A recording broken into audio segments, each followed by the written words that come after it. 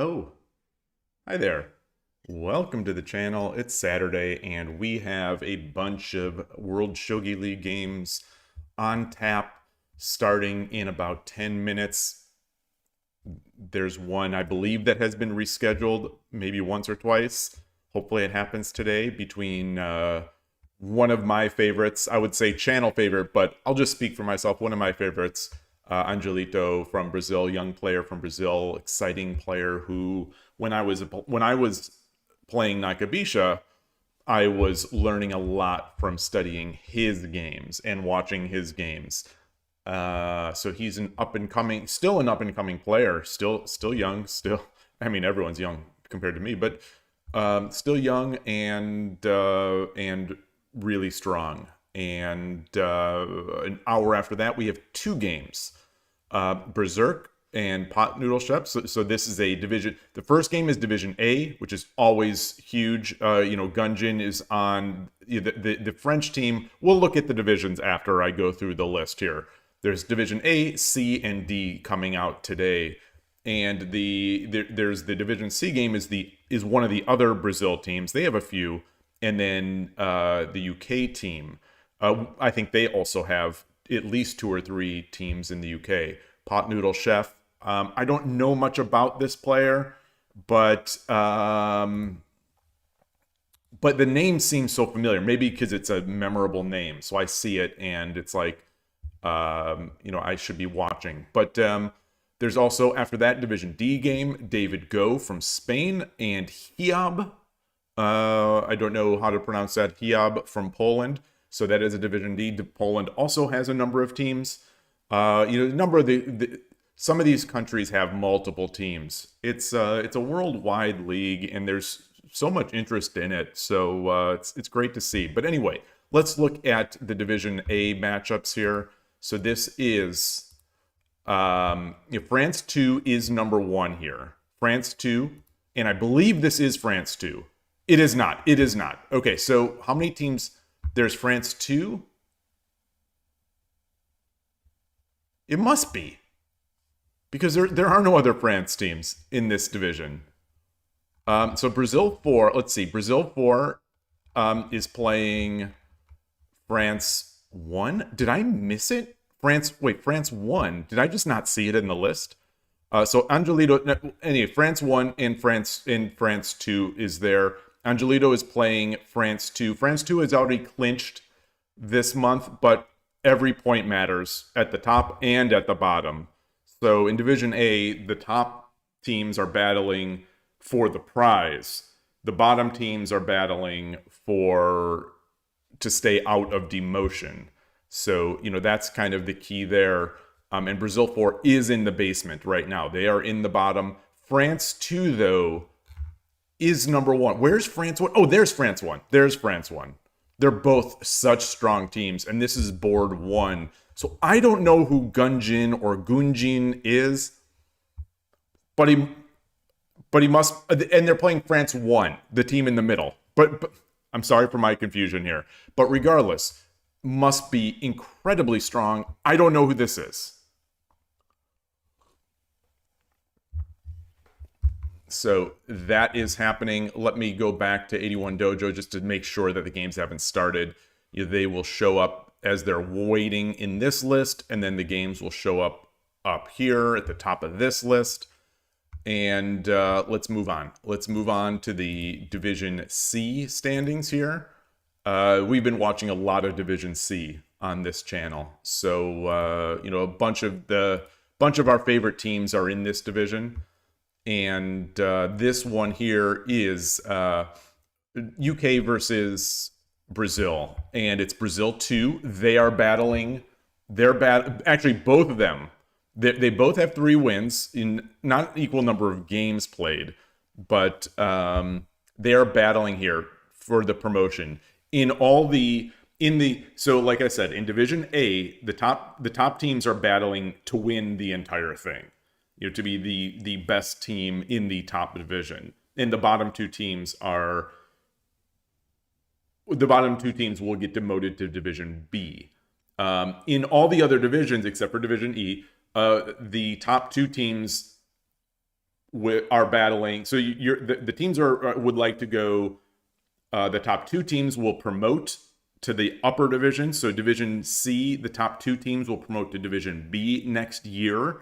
This is one of the great things about WSL is that it's a prolonged year. It's a yearly tournament that has history behind it. So each team, maintains their position year after year, or moves up or moves down. So the top 2 teams in the division will promote to the higher division. The bottom 2 teams will demote to the lower division. And today's battle is Brazil 2 and Great Britain 2. And we will see what is the current standings for that one. It is no one has played yet. So it's 0-0. This is the game. Pot Noodle Chef. It's the second board. Berserk, strong player. Taithi is a strong player. Tokyo Peach is a strong player. These guys must be strong players. I don't know much about them, like I said, but they must be strong because they are in contention for the top 2 in Division C. And Division C this year is stacked. Hey, Snowpiercer, great to see you. Great to see you. So, yeah, this game is going to be exciting. And then the other game, Division D, David Go, who I believe we have seen on stream before. I don't know Hiob, but if we look at Division D, let's take a look. Spain is leading, and Poland is in second place. So this is a big one. Hey, Emperor Rex, great to see you. Good day. And so Chile is also at 10 points. So there's a log jam up at the top of Division D. And again, the top 2 teams will promote to Division C. The bottom 2 teams will demote to Division E. But this game today, Spain and Poland, is going to be pretty important. And let's see. This is the third board. So this is Hiob and David Go. This is the third board for this, and no one else has played. So we have some exciting stuff, I think, on the way. And, the second 2 games both happen an hour from now at 1800 UTC, which is 11 a.m. my time. So maybe we'll switch between them. Maybe we'll get a fast one. I don't know, but that's the plan. Let me go back to WSL or go back to 81 Dojo. Nobody's waiting here. So in our game for Angelito and Gunjin, let me just click on this just to see if there's any update of them saying we're not playing, etc., etc. Okay, so can we play this weekend? He proposed a time and he accepted a time. All right, so we are set here. We are set here. It is decided.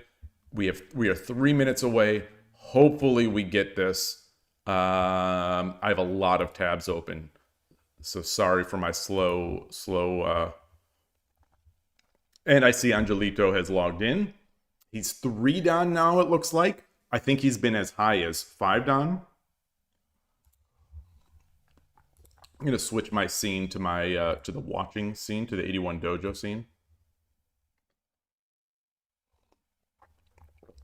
A lot of games played. So 3 down. Let's see. Let's open up his max of 2109, which I believe is 5 down. Very impressive. Extremely impressive. He's on a bit of a losing streak, but hopefully he turns it around. Very exciting.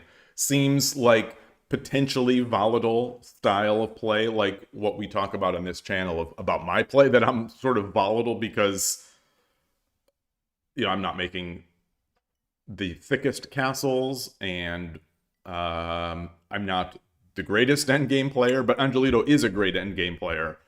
And but plays very quickly, plays very aggressively, and I always love to watch the games. I haven't seen him make Onaguma in a while. Hey Ayaka, great to see you. Happy Saturday. So I haven't seen Angelito make Onaguma in a while, but he was one of my models for that, along with Gerard UV. So again, when I was playing Nakabisha, I would watch their games quite a bit. and they were making Onaguma, both of them. I think Gerard UV is more of a dedicated Onaguma Nakabisha player, but they both were making it a lot, and so I started experimenting and having some really nice results with it, both online and offline, and I really enjoyed it. Angelito also sort of, I don't know how good this is, but he also introduced me through his games to a left side Onaguma in an Eye for Ibisha game. And I've used that over the board and online to some nice effect as well. So typically, when you play Nakabisha and you make Onaguma, you're making it for Ibisha Onaguma, where the king is on the right side. Occasionally, in certain circumstances, you can make the Onaguma on the left side, and which I think Shogi Wars calls Ibisha Onaguma. So the two badges, I think there's Ibisha Onaguma, where the king's on the left, and Furibisha Onaguma, where the king is on the right. And but I was making left side Onaguma in Eye for Ibisha games, and it was working out pretty well, and it certainly worked out well for him. But the thing is, you never know, especially with amateurs, when you're watching games of stronger players, you never sometimes can tell, as a lower player, is what they're doing. Are they successful, or are they winning their games because of some of their opening, or despite some of their opening? So I see he's waiting. He's got the request up here. Is it like, is this opening idea actually bad, and he's just so good in the middle game and the end game that he makes up for it? Or is it good, actually? And at the end of the day, as an amateur, maybe it doesn't matter. Maybe it doesn't matter as much. As long as you're having fun and you're getting your results, keep going. We're not pros, and most of us will not become professionals. So, yeah. All right. Excited about this one. So we're 2 minutes late. We're already 2 minutes late, which is slightly ominous. I'm really excited about this game. It's a Division A game for one, and it's Angelito for two, and it's a chance for me to potentially learn more about another player for three, and should be good. So let's see if Gunjin is logged in. Is it Gunjin or Gunjin? I don't know. I do not see Gunjin logged in. I am going to try here. What is this? You gotta really click through to get to their profile page. So he's a 5-dan. A 5-dan.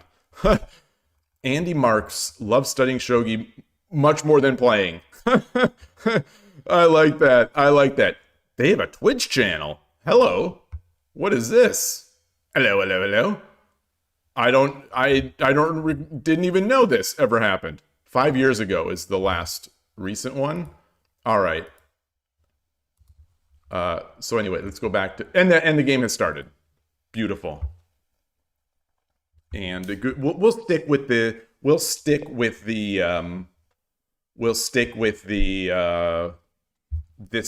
Sente Gote, even though I would rather be watching, I think, from Angelito's perspective. Angelito is a chronic avatar changer. So I don't know anyone on 81 Dojo that has changed their avatar as many times as Angelito. He's also had multiple accounts on 81 Dojo. Gabriel Angelo BR13, I think when he was 13 years old.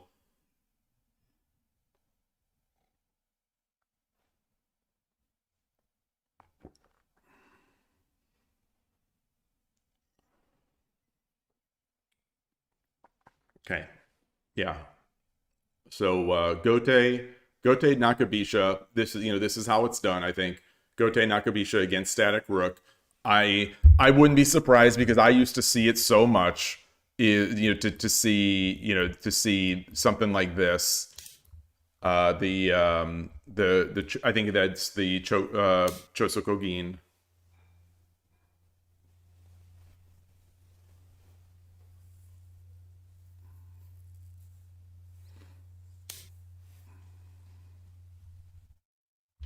Maybe if he pushes this, come up here, come up here, come up here. Well, I mean, not come up here right now, but threaten this.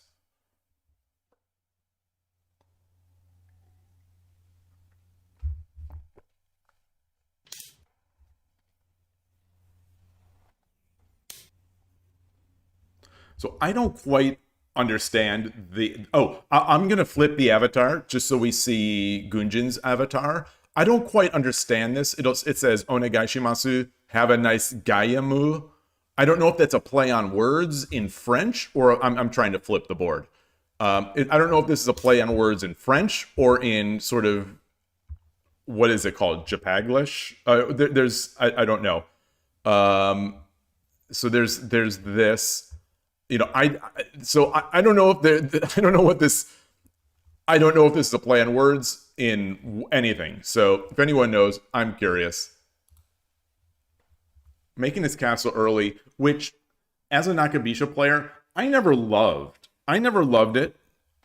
Hey, Yvonne, nice to see you. It's called, the animal is called an emu.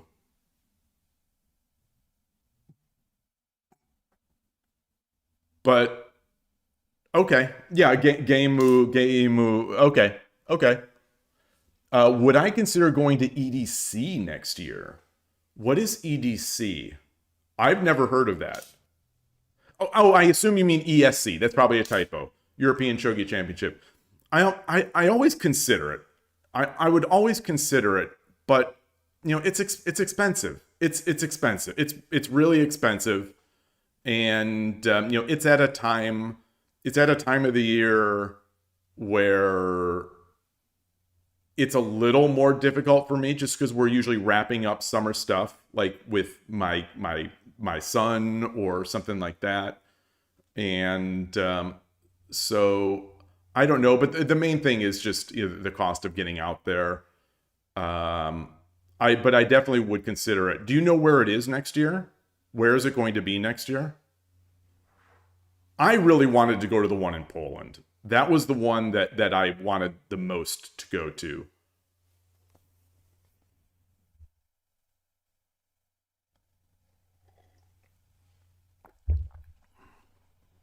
I think that was 2 years ago. Yuji said Brussels. Interesting.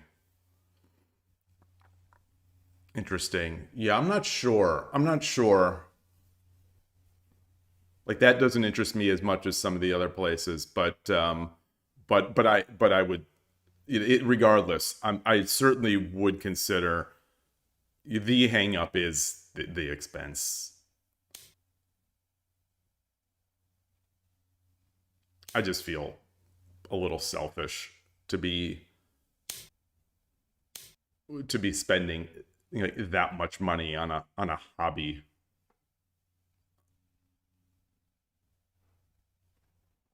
But maybe as a family, or maybe, I know my wife would like to go. I'm just going to speak for her. I assume she would like to go, but, if we could manage it. Hey, I Dream of Shogi, great to see you.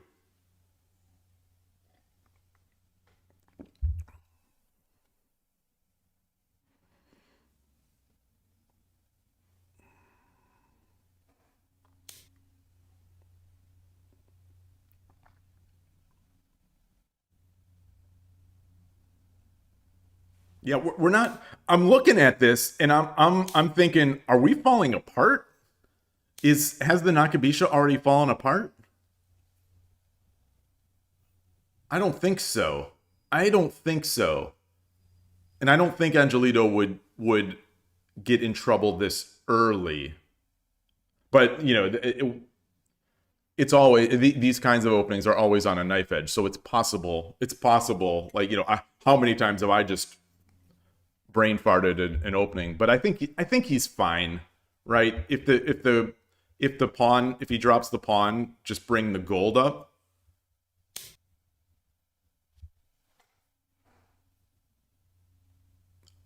That seems good.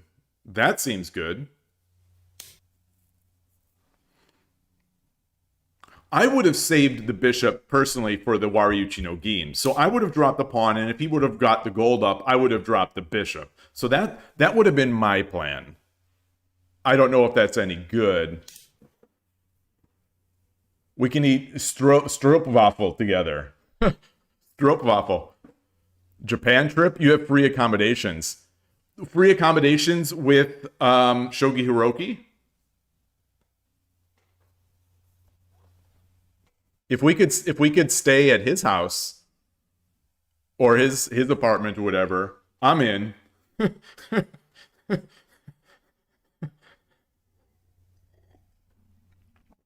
Oh, okay, you have a house there. That would be amazing. That would be amazing.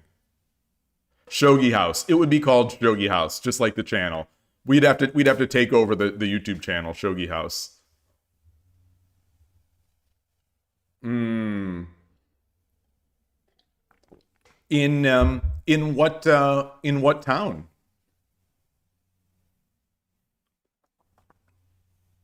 Angelito attacking. So that's the thing. Angelito is one of those players where that I've tried to, like I said, I've tried to learn from his style when I was an Akabisha player. But in general, he is one of these strong players that really, I don't want to say exemplifies, but puts on display the idea of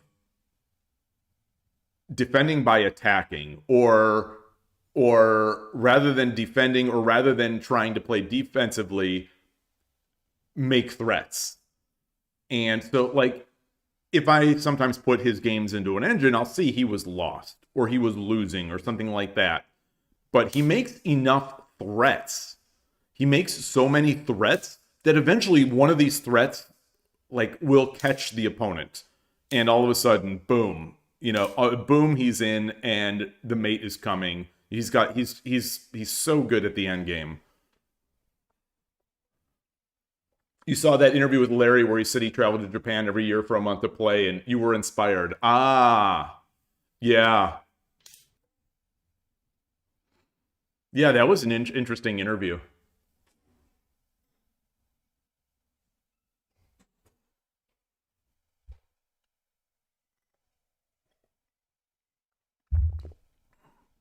I was wondering if the person who interviewed him is the strongest female player in the United States. She must be. Like, that was, they played at the end of their game. She played Larry at the end of the game, and she, at the end of the day, at the end of the interview, and she won. It's possible he was playing it like a teacher game. It's possible he messed. Like, you can never read so much. You never read so much into a single game, or even a single set of games. And in my opinion, you can never read too much into a single into a few games of shogi, because anyone can win. The game's nuts. It's so easy to lose. So I don't want to read too much into it. But I'm wondering, if she's in high school, she's probably the best female player in the United States. I wonder if they are Japanese citizens, or if they are living. It sounds like she's in high school in the Washington D.C. area, so maybe they've been living here a while. Because her English was great. So I was very curious about that, because I have never seen her at one of these U.S. Shogi events, and I've never heard about her. Like, she has an avatar. It's like Shogi Girl or something like that. And but I haven't seen her stream before. Like, that video was just kind of weird, because it just completely came out of nowhere. But obviously these shogi based people know who she, like, I don't know how more than the interview, I want to know more about how the interview came about. So I'm fascinated about that. And I was wondering, like, why she doesn't come to the US Shogi Championships. Maybe they're just new to the US, or maybe they just don't have time because she's a student. I don't know, but I was very, very intrigued by that. It's actually a very nice location. It's a 20-minute walk to Kamata Shogi Club, which is one of the legendary clubs in Japan. Oh, is that oh, it's in Tokyo. 5 minutes walk from the train station Zoshiki, if you want to see it on Google Maps. I will look at that. I'm not familiar with Zoshiki. You know, we were in Tokyo and we were all around Tokyo, but that name does not ring a bell. We stayed in Shinjuku, we stayed in Akihabara most of the time, and then we took the as someone who built the transit data infrastructure at Apple and was building the Japanese market before we launched. I'm embarrassed to say I don't remember Marun, and someone who's ridden this line. I can't remember the line. I can't remember the line that goes around Tokyo, the rail line. But I don't remember Zoshiki. And there was that one famous club that recently closed in the past couple years, I think. The one that had like a bunch of boards. There's the door and there's just a bunch of boards kind of going out. Some floorboards. Are there other famous shogi clubs? You only know the one in Tokyo HQ. There was, like, yeah, I would say, like, there was that one famous club that closed. I really want to go to the Utsunomiya Shogi Center, that shogi club, because I've watched all his games on his channel and really strong players. Jazz Messenger, hello. Yeah, Rook 6-4. Rook 6-4 is interesting. Rook 6-4 is quite interesting. Presumably, it's to make the trade and get this thing here and then take up here. It's a big trade, but just to show, it's a silver for a rook trade. He has to take, and then what? He's going to drop a silver here. Takes the gold, hitting the rook and the free silver. There's also a Wariuchi no Gin, but I don't think that that's as valuable now that we don't have this rook file. And I'm going to show you just said there's also the Wariuchi. Not sure which is better. Yeah, I would suspect the Wariuchi isn't so valuable. I would suspect just because we don't have that rook, like I said.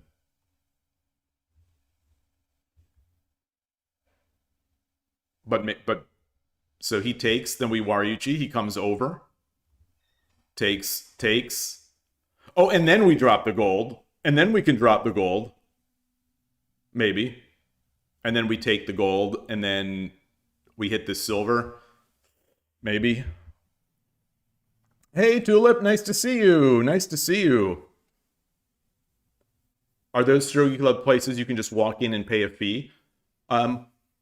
The ones, so there is an old channel. I believe it's called Japanology, YouTube channel. If you search for Japanology, like Japanology in shogi, he will show that.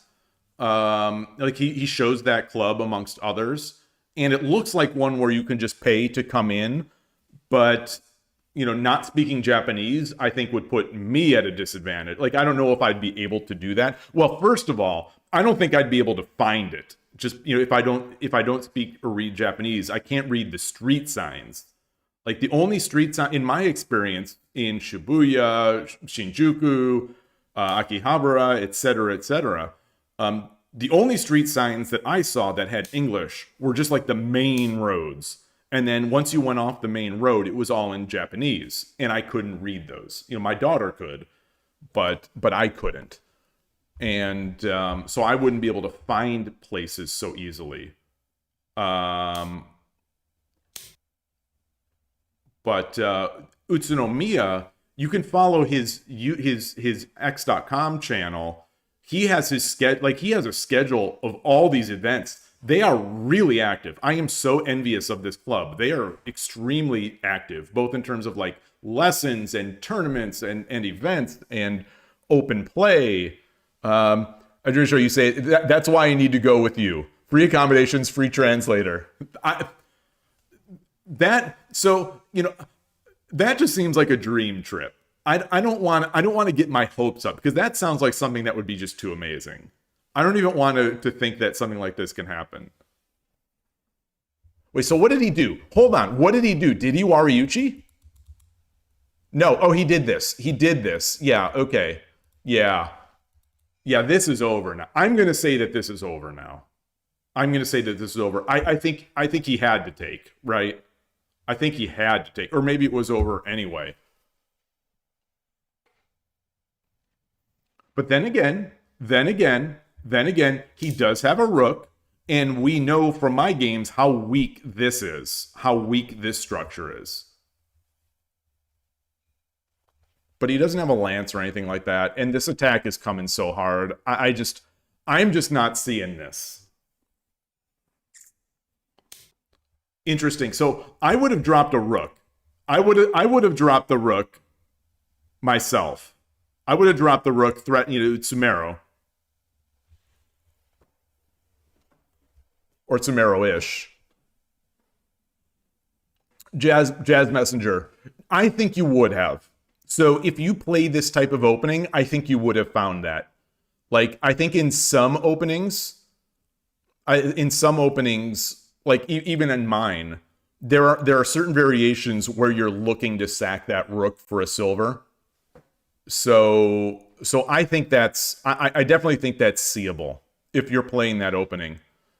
Yeah, a dream. It's like a dream of shogi. Literally like a dream of shogi. Well done. Well done. It's true. It's true.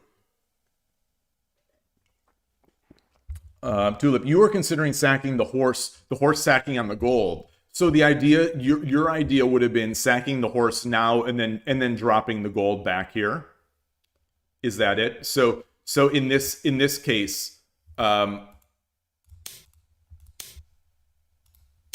this is what you were looking for? Yeah. Yeah, that seems great too. That seems amazing.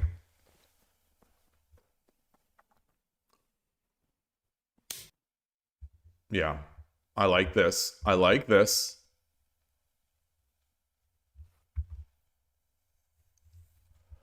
So if there is a silver drop, if there's a silver drop on 7-2, what do? We sack here. We sack here. Yeah, we sack here. We sack the rook because that's Tsumero. So he has to take back. Then we take back. And then we drop the silver. We drop the silver, I guess.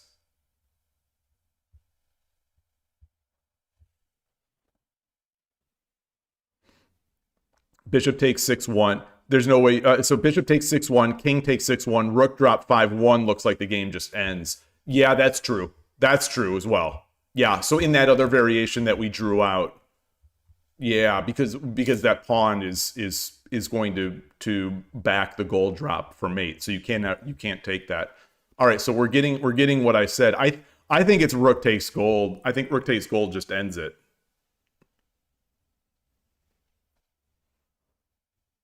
I assume this just ends it as well.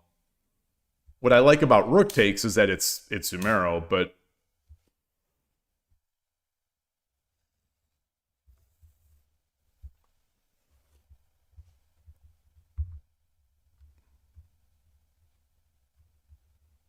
did you drop the silver on 6-2 or 5-2? Yeah, he dropped it there. And he has to take. Yeah, so he has to take because he can't go here because that knight. And then, yeah, rook 6-2, I guess. Rook 6-2. Rook 6-2, gold drop 4-2 is mate. Okay. Yeah. Nice. So just to show it to people.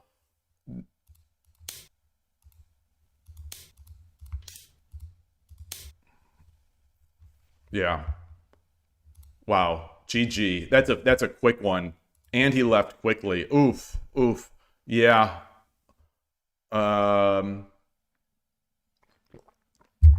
Wow. So let's look at that line that Dreamer Shogi was saying. So it would have been here.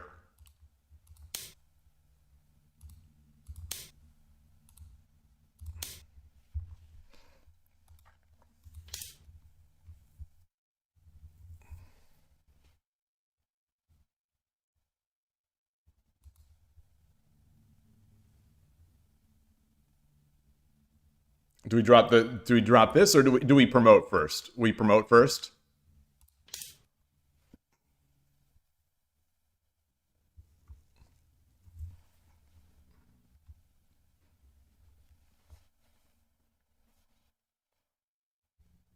You like Night Drop 8-4. Okay. Night Drop 8-4? Really? Okay, hold on. Hold on. Night Drop 8-4. You're checking and chasing. I like it too. I like it too. So if he runs, we just take this silver. If he comes over here, we still take the silver. Yeah. Yeah. So, like, I guess...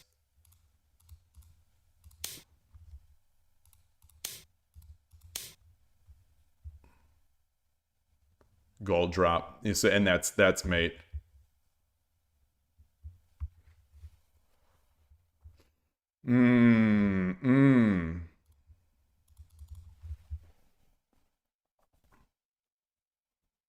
Very interesting. Very interesting. I didn't drink much water yet. Yes, exactly. To check is to chase to victory. That's the key. That is the key. You can't checkmate the king without a check. There is no mate without a check.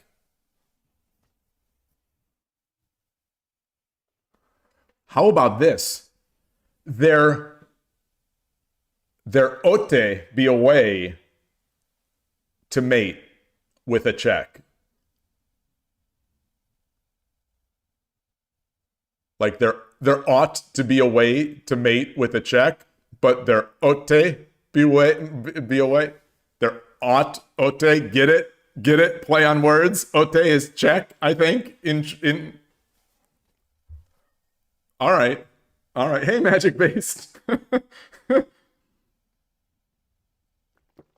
You can win without it. Yeah, you can win without a check. That's true. You can dirty flag them. You can get a resign. You can induce the resign. But you cannot induce the resignation until you're 3-don, because then they will not resign.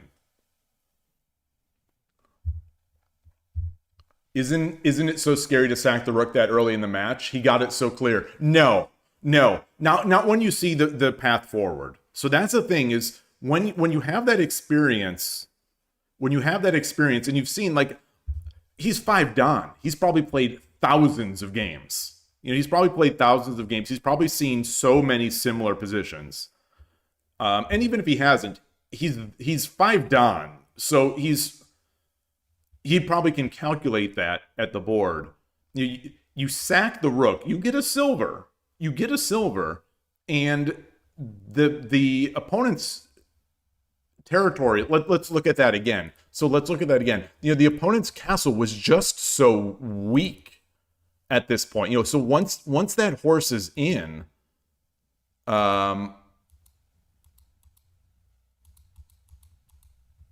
he's relatively safe. He's safe for a couple 3 moves.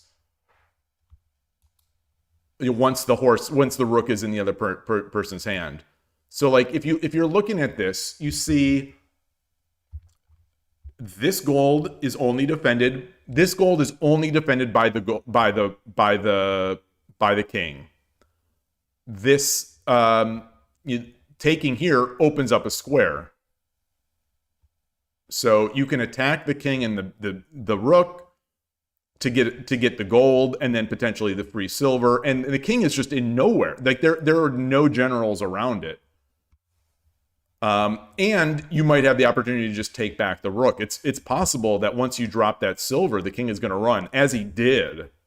I wonder what the better move was. I expect it was taking, or maybe it was just lost no matter what. Actually, I'm going to copy this in. I'm curious. Let's copy this into, since we have time. I'm going to copy this into the Shogi. That's a quick game. And I'll add this to my study, the WSL study.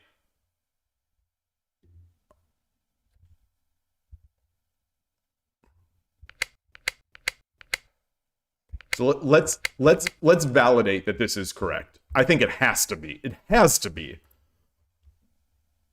It is. Okay, yeah, it's the only move. It is the only move. Well, I don't want to say only move because it's still advantageous to just, oh, interesting, to just 2-4 rook is also good. Taking the gold is also good.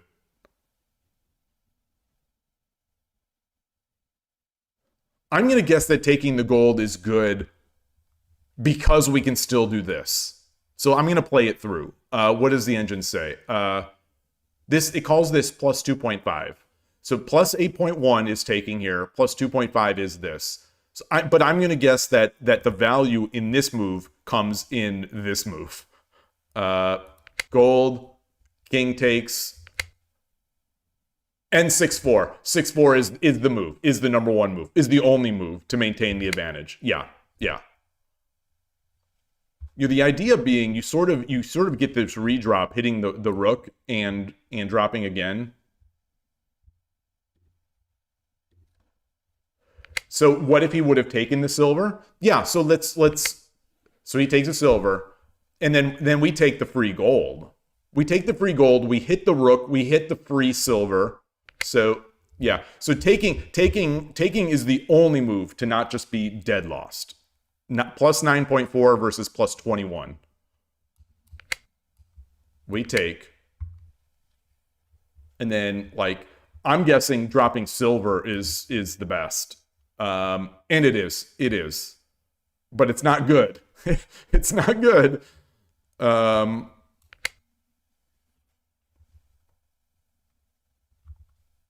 So we've got options. We've got knight drop, check. We've got pawn drop. We've got knight drop here. Hey, Kairos. Nice to see you. Welcome. And you could just sort of see that the position is falling apart. You know, there's effectively no castle. The king is completely under siege. And if we want, we're going to be able to get this rook too. So, you know, that initial sack is, at the end of the day, not so much of a sack. As long as you can finish it, because like this is not the strongest setup here. It's not the strongest against a rook drop and then, you know, an attack on this file. Yeah, it's hard to just not see the material. It's, I mean, really difficult for me too. But that's what makes some of these really strong players, is that they're willing to they're willing to consider it. You have, you know, the first step I'd say is that you have to be willing to consider it. And then once you consider it, justifying it. Even if you don't see the direct mate. Like, even if you just say, I believe that their king is going to be weak and I am going to be able to get more material or get enough material to mate them or do something like that. Tulip, you say a Shogi Wars 3-minute opponent was BMing you by not finishing the checkmate and just moving back and forth, and they accidentally lost by doing so from repeating checks. Amazing. Amazing. You love to see the BMs fall. That's something, I don't know. I mean, I guess that there must be in other games. Yeah, there definitely is in like multiplayer shooters, the BMing. There definitely is stuff like that goes on. So maybe it's not unique to Shogi. I just don't like it. I don't like it so much. Hey, Lorenzo, nice to see you. Deep analysis. Yeah, yeah. Yeah, I'm not exactly the deepest here. All right, so let's get out of this game. I'm gonna leave my scene up here. Angelito's playing again. Let's watch Angelito again, and let me switch my scene. Let's see if he can recover. Let's see if he can recover from this game. And I'm gonna flip this time. I'm gonna flip the board. Send him my energy. Speaking of sending energy, I still don't know what happened to my young friend's Shorikai exam. I still don't know. And I'm afraid to ask, you know, I don't want to message his mom and ask, you never know. You never know how that is, I'll wait to hear the result. If they want to tell me, they will tell me.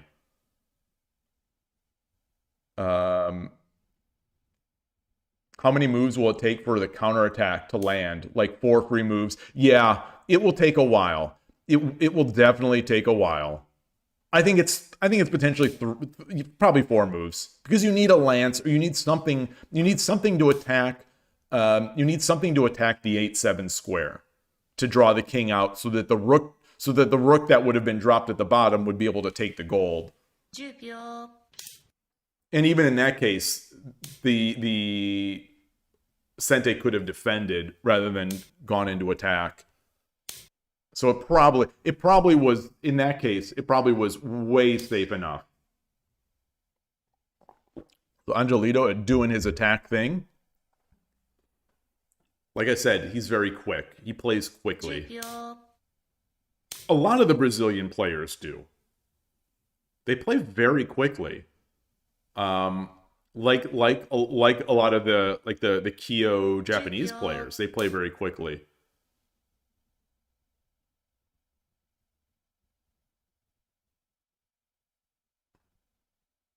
Maybe it's just age. Maybe that's the thing. Maybe it's more the age than the region.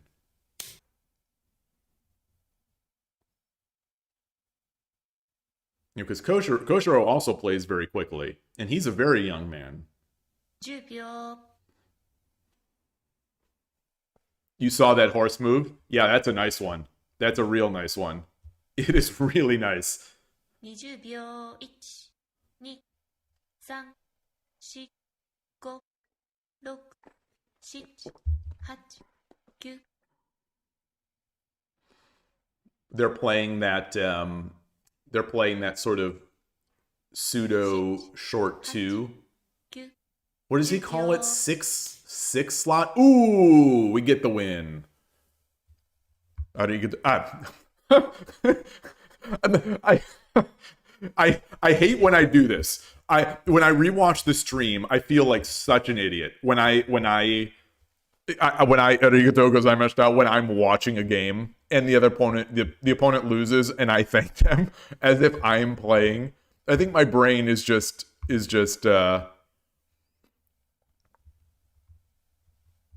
yeah, that's a great point. That's a great point. It's that pawn drop doesn't even do anything, because let's say it worked. Let's say it worked. You know, something like this. It's mate anyway.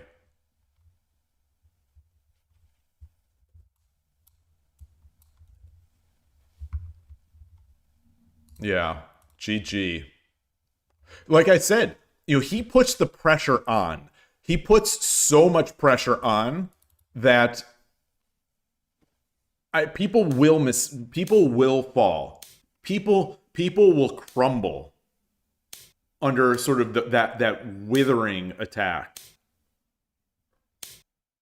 And I think that's a great lesson about shogi, is that you like there are so many different ways to play shogi, but like if you are an attacker, you are giving your opponent lots of ways. The more you attack, the more you give your opponent ways to mess up, whether it's Nifu or whether it's just defending improperly. There's so much going on, and there's so much chaos a lot of times it's so easy to overlook a move. It's so easy to overlook moves.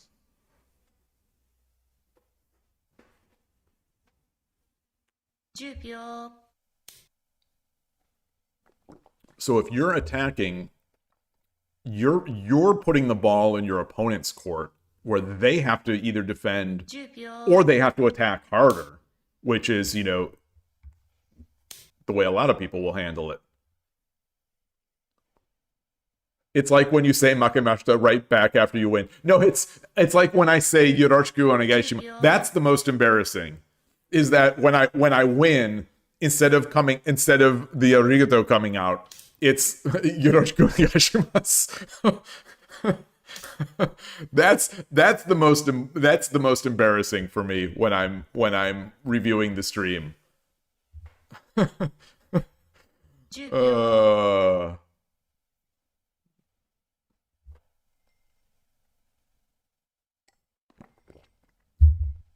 So I know that Angelito loves Nakabisha. You know, he and I, we've had some messaging back and forth a little bit on 81 Dojo. He loves Nakabisha.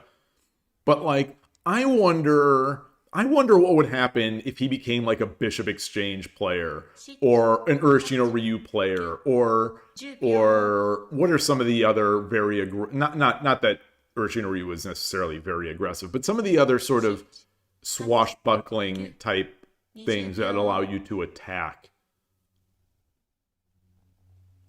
like a more attacking opening. At the US Championship, you said Oyasumi instead of Ohio at the... Oh no! Oh no! Oh no! I am embarrassed for you. I am so embarrassed for you. Snowpiercer, every time that Snowpiercer now is thinking about going to the US Shogi Club, he has to check. Oh gosh, is Nozoki Sensei or whoever going to be there? Oh no, he's going to be there. I can't show my face. I can't show my face. Yeah. And yeah, when you mistake a name or you mistake a word, oh, it's the worst. It's the worst. It's the worst. I think, you know, no offense, Snowpiercer, but if we're ever together at a shogi event in the future, I'm gonna stay away from you. Because I'm actually so embarrassed right now. the shame, your shame, I can't allow your shame to rub off on me. I drew a shogi, you were there for it. Oh no, you were there for that. And he said it because the pros are jet lagged and ready to go to sleep. Oh, so this is the true friend. This is the true friend. Adrena Shogi is the true friend. Yeah, he made it all right. He made it okay. I mean, if I was Snowpiercer, I'd still be losing sleep over this. But I would still be. I mean, I might actually lose sleep over it. I might actually lose sleep in the sort of sympathetic embarrassment. Like you say you do lose sleep over it. I believe you. I believe you because I know that I would. You know, I don't expect people to be as neurotic as I am, but I would absolutely lose sleep over that.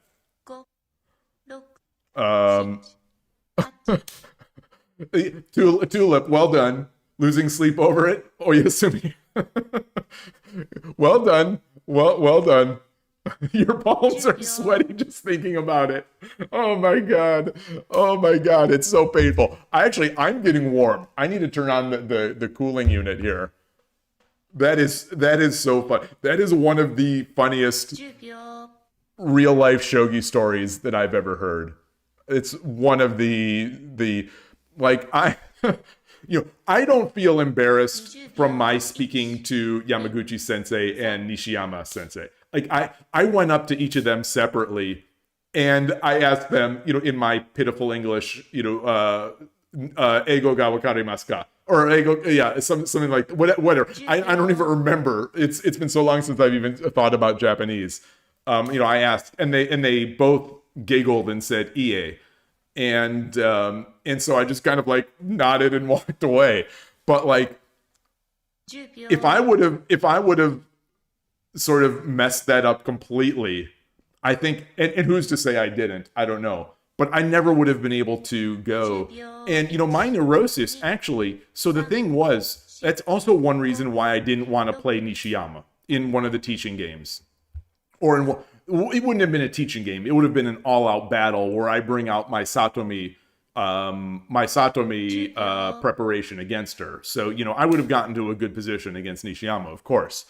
But I didn't want to play because I feel like if I lose badly, I can no longer look her in the eyes. I can no longer. It's my neurosis. But like, if I would have played Nishiyama and lost a bad game, I wouldn't be able to even be in her presence anymore. Which actually would have been a tragedy, because during the semifinal game, like she was trying to look over other people to see, because it was so exciting, and I was able to sort of like wave her in to come watch in front of me. And like, if I would have lost to her, I would have just been like hiding in the hallway. Your knees are weak, your arms are heavy. Yeah. Mom spaghetti. I don't know if that's the reference, because I don't know anything about Eminem or rap, but I think I've been, people at this one of my friends jokes about that. Mom spaghetti. Oh my gosh, I feel so bad for Snowpiercer right now.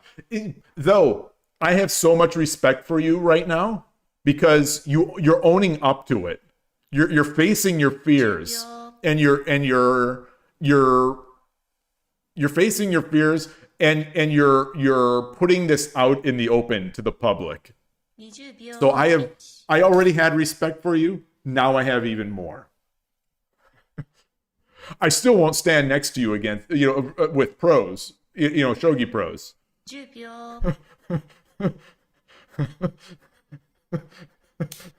These Americans.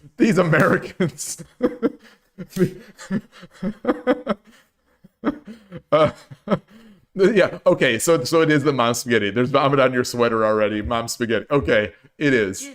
No, I do know a little bit something, because I did watch the movie. Eventually, I did watch the movie. I think last year I watched, what is it called? 8 Mile? I watched it because I like Detroit-style deep dish pizza. So I figured I needed to watch 8 Mile. There is a place in our vicinity out here that's called, I think it's called 8 Mile Pie, which they make a really bad approximation of Detroit-style deep dish pizza.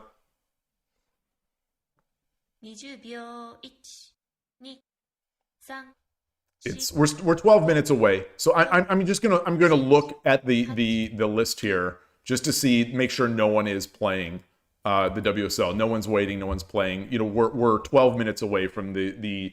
There are 2 games happening: Division B or Division C and Division E. I think E or D.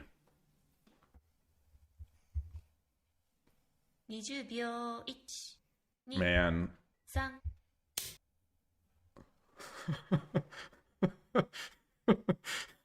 Oh God. Oh, I almost can't even think about that situation anymore. I can't. It hurts. It hurts too much. It hurts. It hurts. Nicholas, hello. Good to see you. It's nice to see Angelito playing. Yeah, I'm always cheering for him. Yeah, he didn't do so well in his WSL game today. He was playing an incredibly strong player. But yeah, it's good to see him bouncing back. He's he's so good. He's so good. He's so exciting. And you know, I've learned a lot watching him. I was talking about this earlier on the stream, that he was one of my, even though he was like 13 or 14 at the time, I learned he was definitely one of my role models for Nakabisha, especially Nakabisha Anaguma. You know, when you count the number of games you've watched or you've studied of someone, the most on my list, like, there's no one even close, is Urashino Ryu channel. You know, the Urashino Ryu Shogi Wars player, who I've talked about a million times. You know, I've seen thousands of his games. But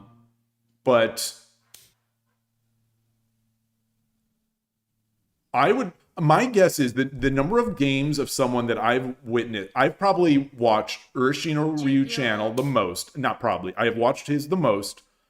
I think probably number 2 might be Angelito. And number 3 would be Satomi. You know, now called Fukuma. I think those are probably the top 3 players in terms of the number of their games that I have studied. So I'm a big fan of his.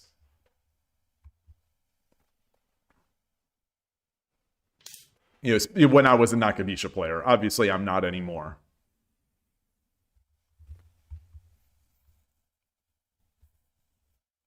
You were thinking instead of take the lance, Night Drop Force 7, instead of taking the lance with the dragon? Night Drop Force 7. Night Drop Force 7? Wow. Oh, you started watching Urashino Ryu channel because of the recommendation. Oh, awesome, awesome. You know, it's still great. You know, obviously he's not releasing any new videos. He's not releasing any new ones, which is disappointing. Especially how the channel ended. But you know, he's got 7 years, I think, of videos on his channel. And, you know, starting all the way back from when he was like a Shogi Wars Shodan, you know, so you can follow that progress of Shogi Wars Shodan pretty much all the way up to Shogi Wars 5 Dan. And it's amazing. It's amazing.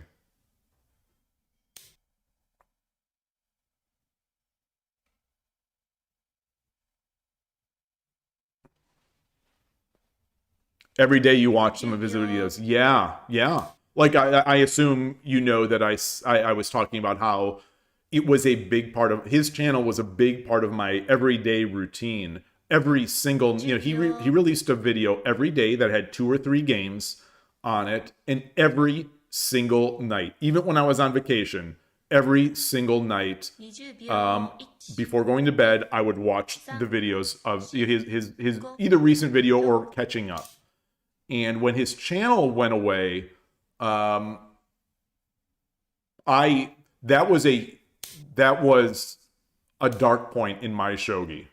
That was a real dark point, like almost an existential crisis of just not playing, not doing well. I had a big fall. I had a big you know, a ratings fall, a decline from that. It really hit, weird as it is to say, it hit me very hard. And yeah, something happened. He retired from the channel. He started feeling, it sounds like he released a video about it, and I'm using auto translate, and I'm coming from memory, so I could be wrong. But he started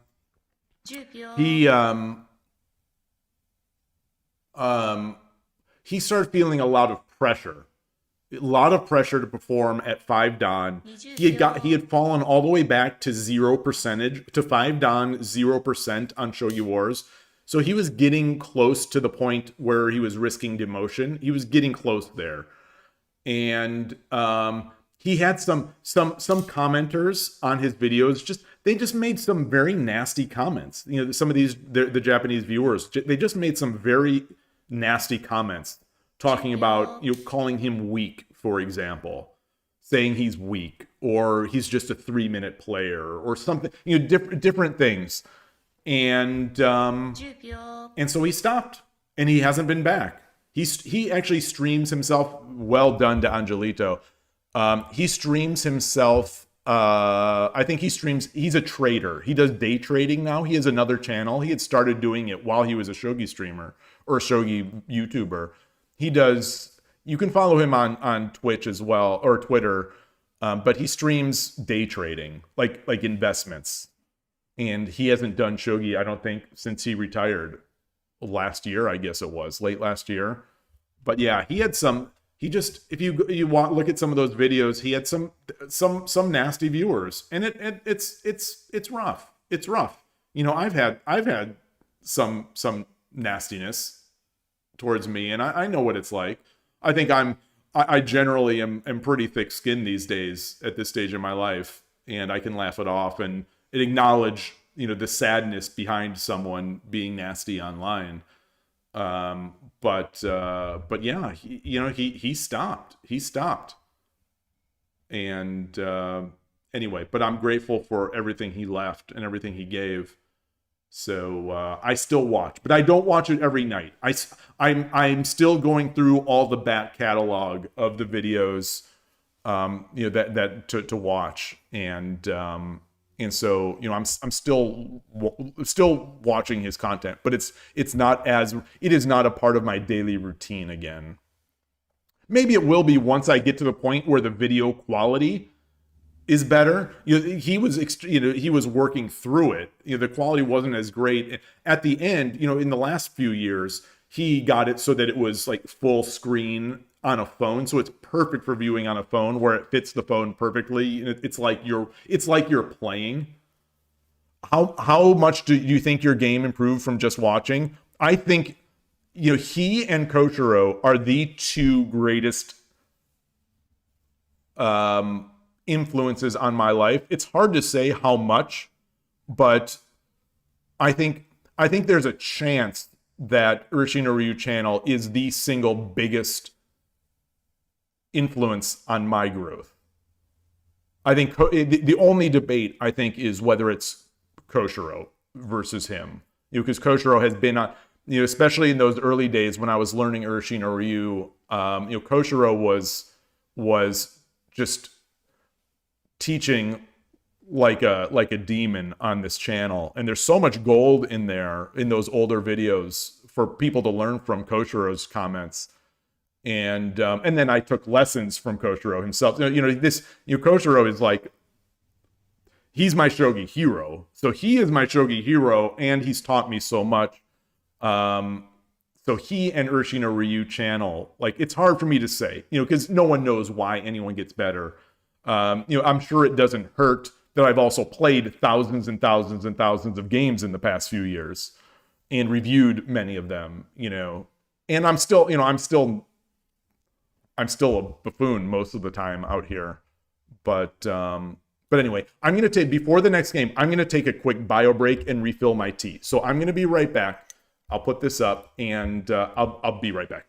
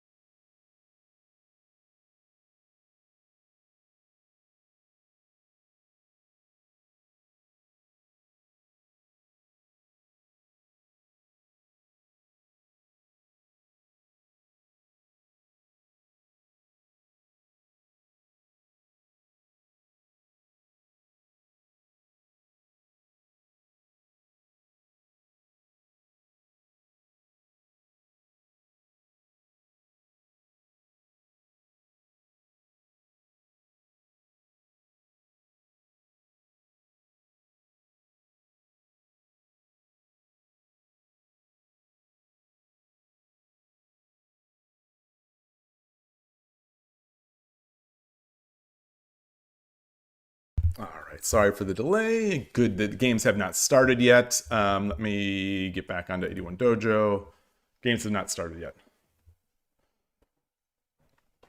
Yeah, but in terms of improving from watching, I'm a believer in it. I'm definitely a big believer in it, of watching stronger players and actively watching, like actively. When I say actively watching, I'm watching, but also I'm also thinking deeply about the games. As much as you can, watching a 3-minute game. Thinking about what I would do, trying to absorb the position. Like, I am very actively watching. I am not just sort of mindlessly watching those games. And I believe, whether it's true or not, who knows, but like getting enthusiastic about something, which his videos would help me do. Getting enthusiastic is like a way to get better, because it sort of guarantees that you're going to do more, or you're going to play more, or you're going to try harder, or whatever.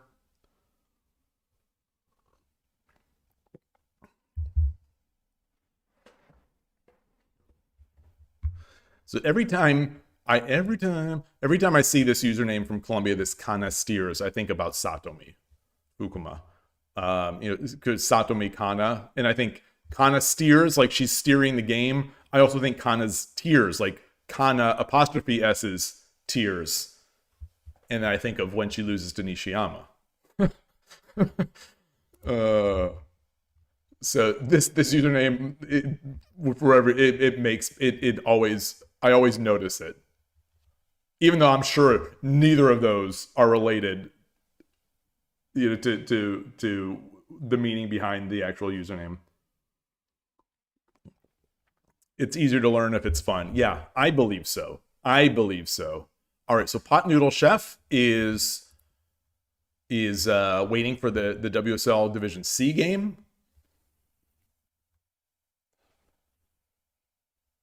This is going to be against another Brazil team. That first game was Division A. This is a Division C. As I was talking about earlier on in the channel, many countries have multiple teams across multiple divisions. Some countries have multiple teams in the same division. Like France, we saw, has 2 teams in Division A, which is crazy. And I see Pot Noodle Chef saying, let's do it, in the chat to the whole world, saying to the whole logged in, all 1,000 or so users of 81 Dojo. And there it is. Berserk is in, and there they go. Boom. Pot Noodle Chef is Sente, Berserk is Gote. So UK has a winning advantage here to start the game.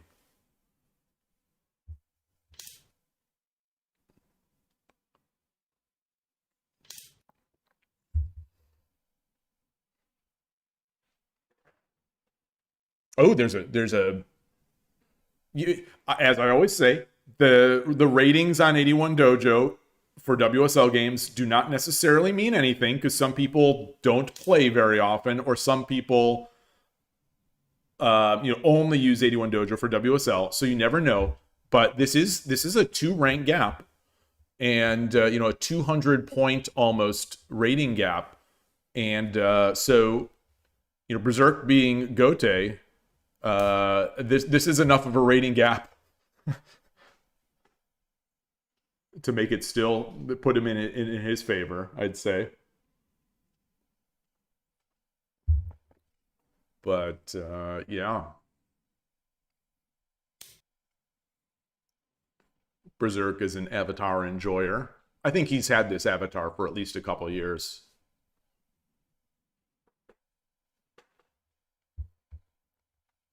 I would love a new avatar. My daughter did years and years ago. Not years and years, probably like 4 years ago. But for that Shogi Wars Rising Stars tournament coming up, you can provide an image, a photo or an image. It looks like most of the people are probably VTubers, but I don't think all of them are. So they've put their cartoon faces there, but I'm debating, do I want to have someone do one for me, to replace the one that I have? Do I want to just use a photo of myself, that kind of thing? Time to become a YouTuber, a VTuber. Wait, no, I don't think. I'll stick to the physical. I'll stick to the real world. I'm a grounded old man.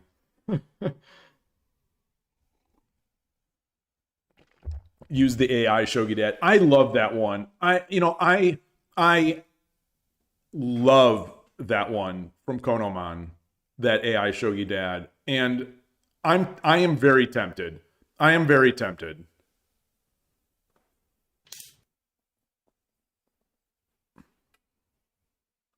I don't want to make drama. Like, I know that there's so much drama, at least in the West, about people using this stuff. I don't think so much in Japan, which is probably all that matters in this case. But I almost don't even want to have to be like, yes, it was made with AI. Yada da da da.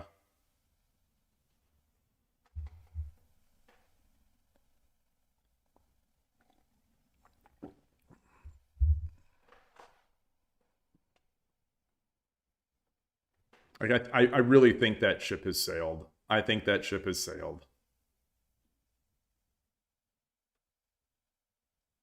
Once those things are out of Pandora's box, they're out.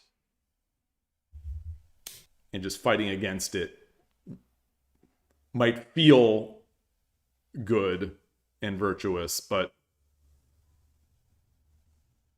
I don't know. I don't practically and realistically, it just doesn't seem. It doesn't seem like it doesn't seem like a battle worth fighting anymore to me. But as someone who did initially,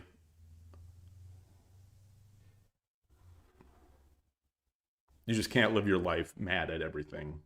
I think is the key. It's not healthy to just be mad at everything.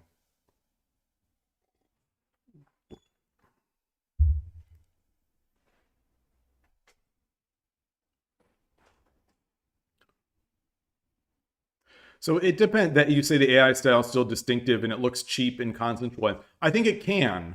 But I think these Shogi Dad images that Konoman from Canada have done are absolutely mind-blowingly incredible. I think they're just so awesome, and I smile every single time I see it.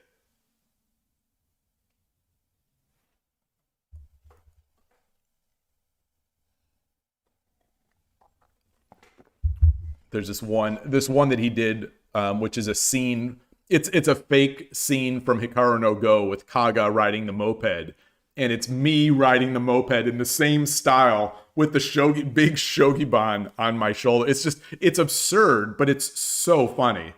It's so funny, and I think it looks great.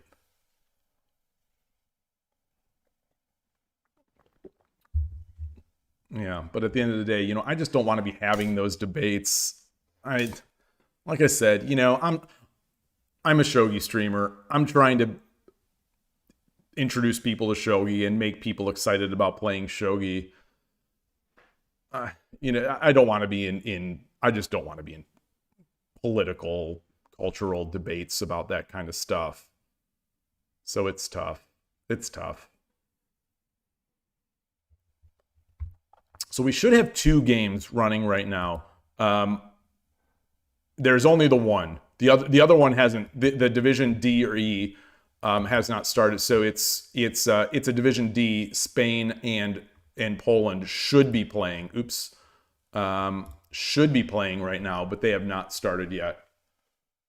Yeah, we're already 10 minutes into it. So what are these openings here? This seems this is UFO Geen. This is or bogeying like? I mean, it's not bogeying. It's not bogeying necessarily, I guess. This is UFO gain from Gote. And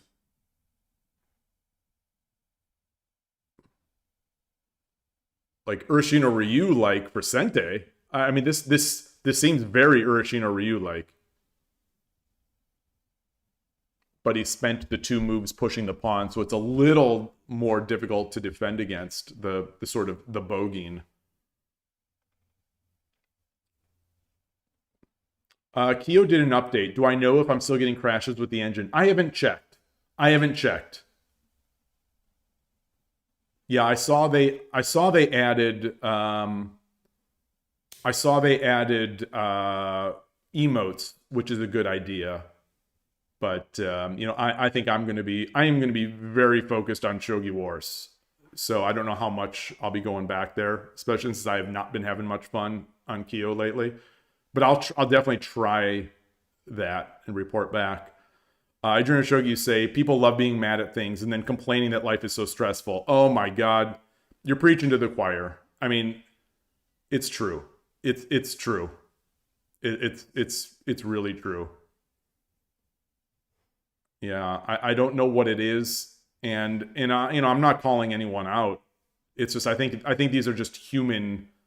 This is just a natural human thing that we have inside us.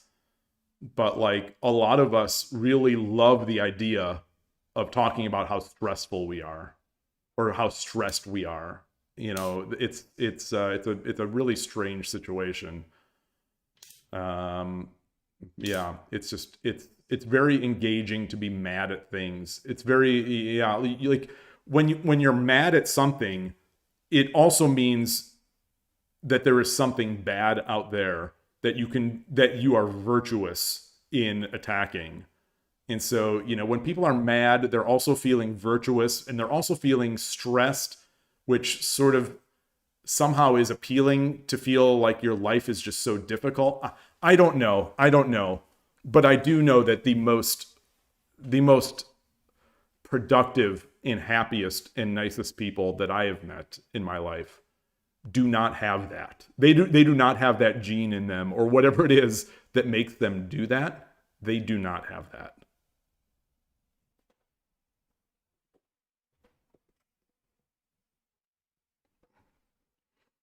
GGDIM TV, hello, haven't been here in a while. I don't recall this username. Did you change usernames?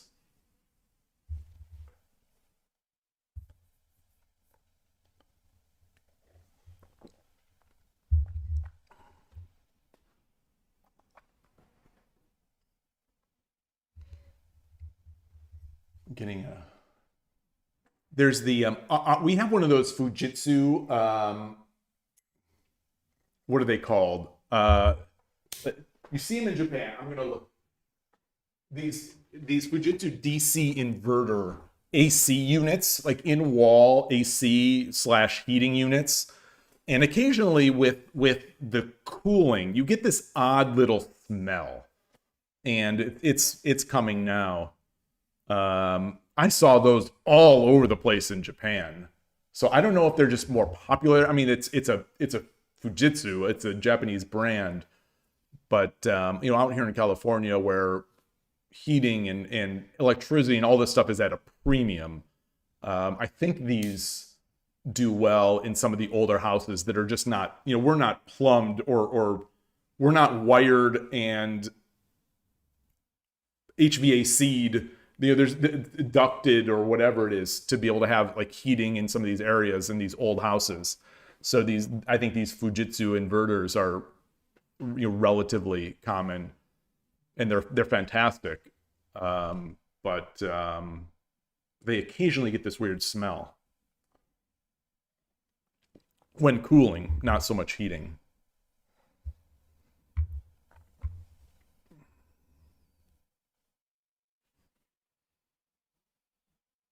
Yeah, so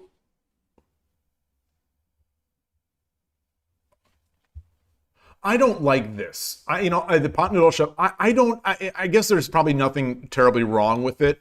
I don't love putting the bishop on the edge here because it does introduce these kinds of ideas. I'm not sure, but I don't like having it there unless it's doing something like directly threatening a rook.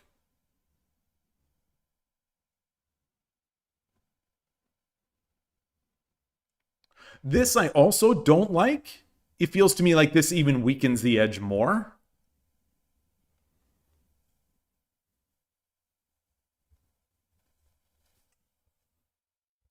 Can Sente or can Gote do this?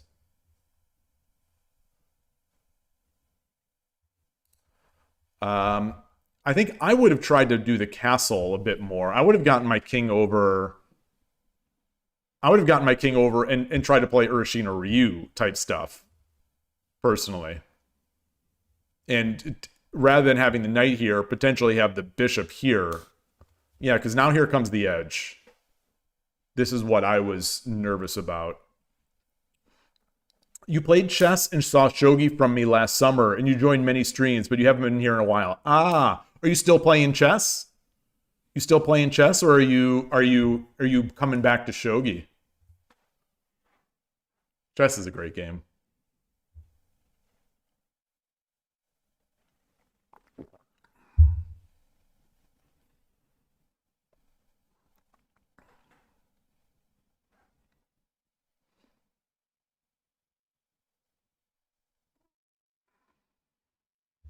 I'm gonna on my phone. I'm gonna look to see if there's that other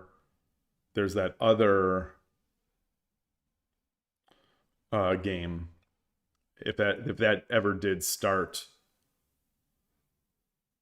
log in as guest. If you can hear that, that's the 81 Dojo app music, even though I have music disabled.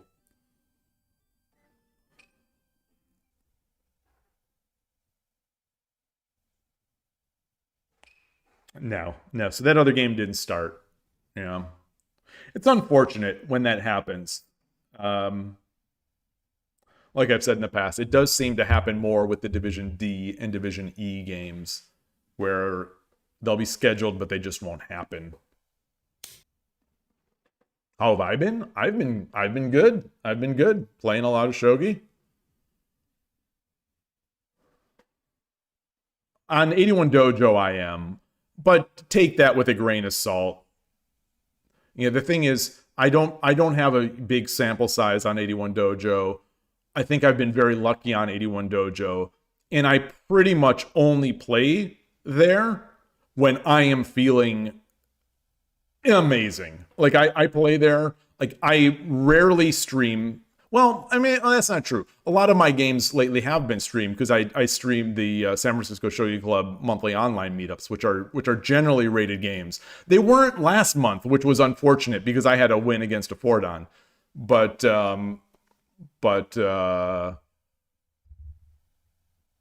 yeah, I like when I only play 81 Dojo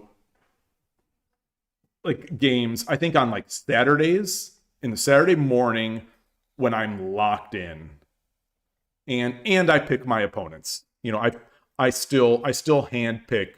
Like I'm mostly to say I do avoid certain types of players, both in terms of amount they've played, in terms of their win streaks, in terms of their openings. Yeah, when I hit Shodan and Shogi Wars, I was very happy. Yeah, that was it. That's still one of my best shogi moments is that hitting that Shogi Wars Shodan. It was my goal, and then after that, that's I think when Urshin Ryu Channel retired, and I sort of went into the doldrums, and yeah.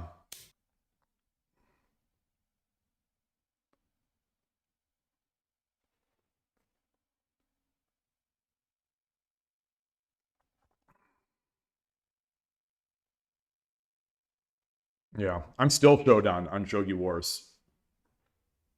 Not much above where I was, a year ago. I think I'm like after yesterday's little training stream. I was fortunate to win against a Shodan and against a Tudan. So my rating jumped up a little bit to like 35%, but like, you know, I'm a million miles away from a Tudan on Shogi Wars. I think both in terms of rating points and in terms of skill. I think there's a clear difference between interesting. I think there's a clear difference between a Tudan on Shogi Wars and me. One of the big things I think is consistency. I think to rank up on Shogi Wars, you know, the consistent grind is pretty important. Like you've got to win a lot of games to rank up on Shogi Wars. To go from one rank to the next, you have to win a lot of games. And you know, the losses hurt. You know, the losses hurt. Just like the wins help, you know, the losses hurt. And so you've got to be consistent.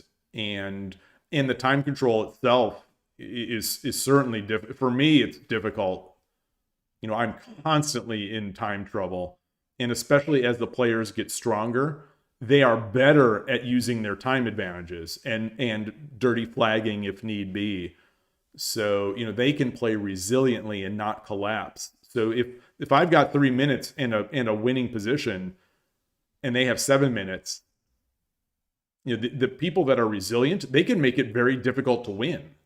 And so, you know, the time goes down and it's harder to play. You know, long story short, I think it's a very difficult time control.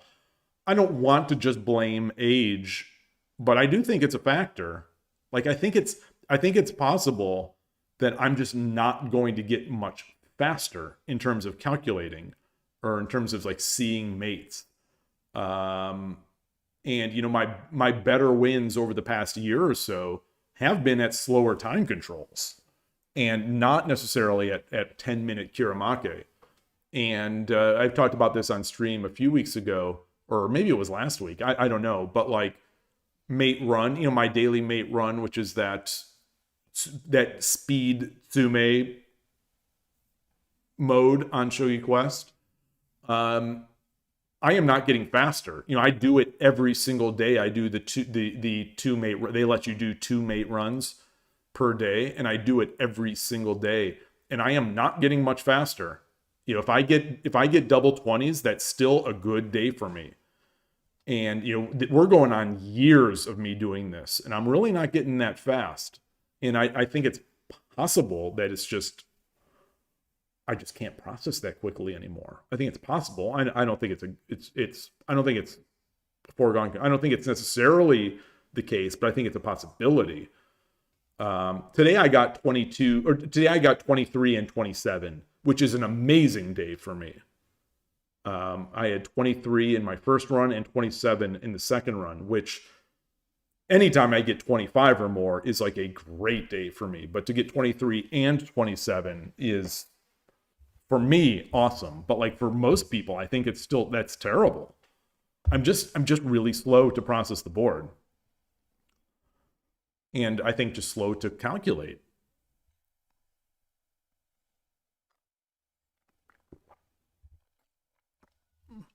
Wasn't the guy that played the same opening as you? I don't know. Not sure.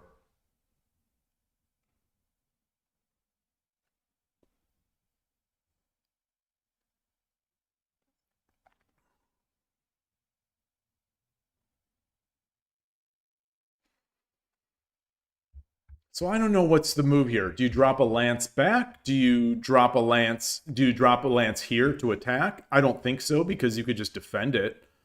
Do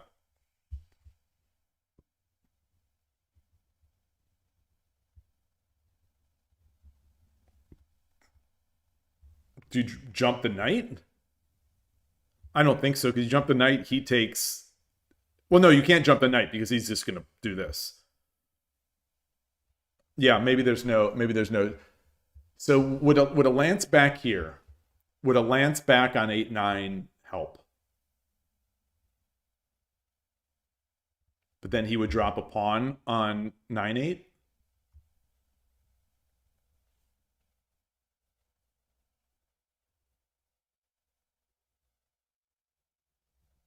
It's very tough. I'm curious if anyone else thinks there's something here. I think this is just a real bad position for Sente right now.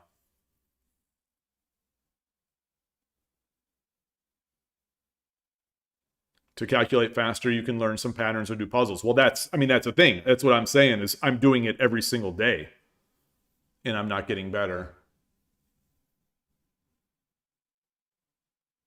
I'm playing shogi every day, reviewing games pretty much every day, doing the mate run every single day.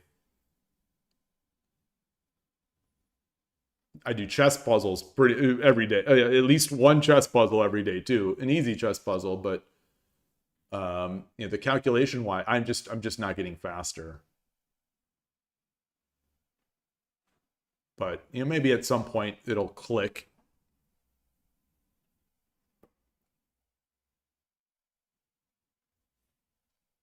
Or maybe it won't. Maybe it won't. Maybe I'll be hard stuck at this level where my end game is always bad and my opening is always good or good-ish, good enough to get me advantages.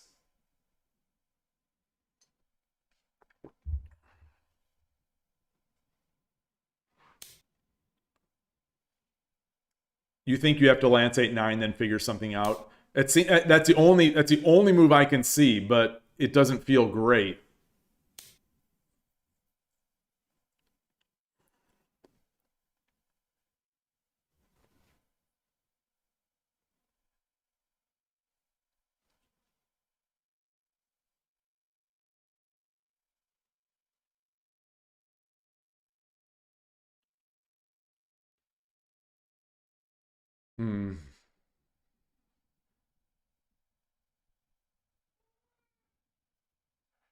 Atari's meowing in the back. Yeah, I think this is... I had a similar position to this on the other side of the board yesterday, where I gave up a gold for the knight in order to maintain a similar sort of attack. I think it was right then. I think this is probably right now.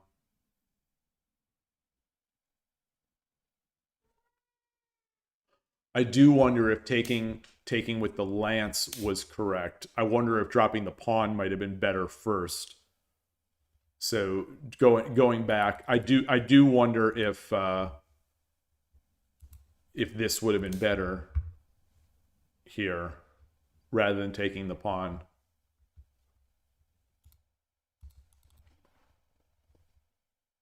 But I think it's still great. I think it's still probably great for go time.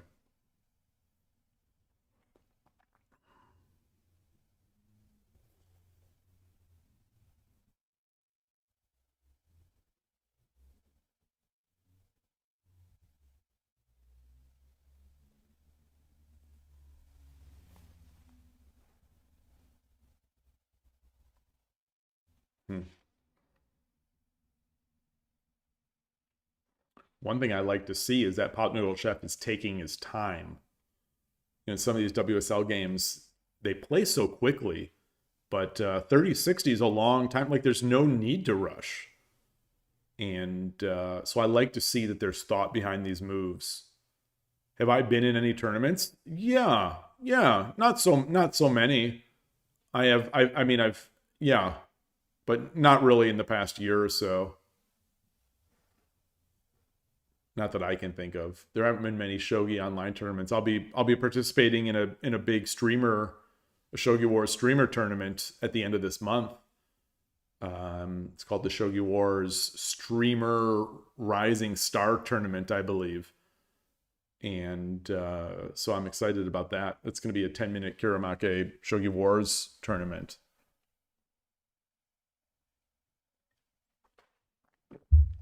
A bunch of other content creators out there.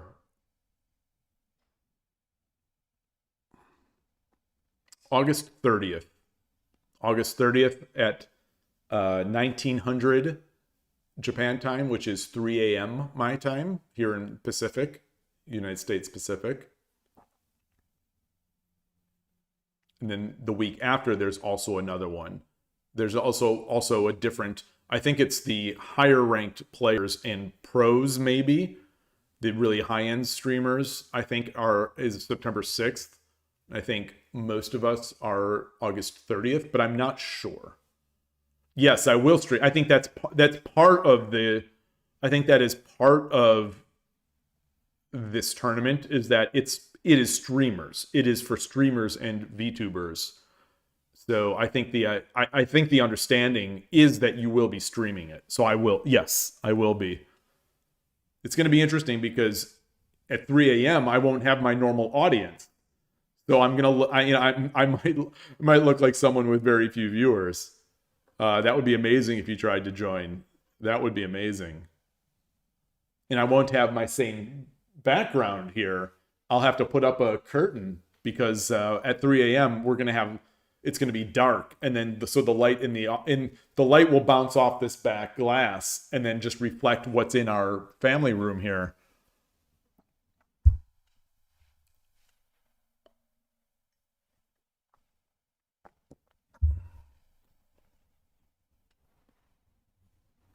So no pawns. The Sente is Fugire, so you can't just drop a pawn here.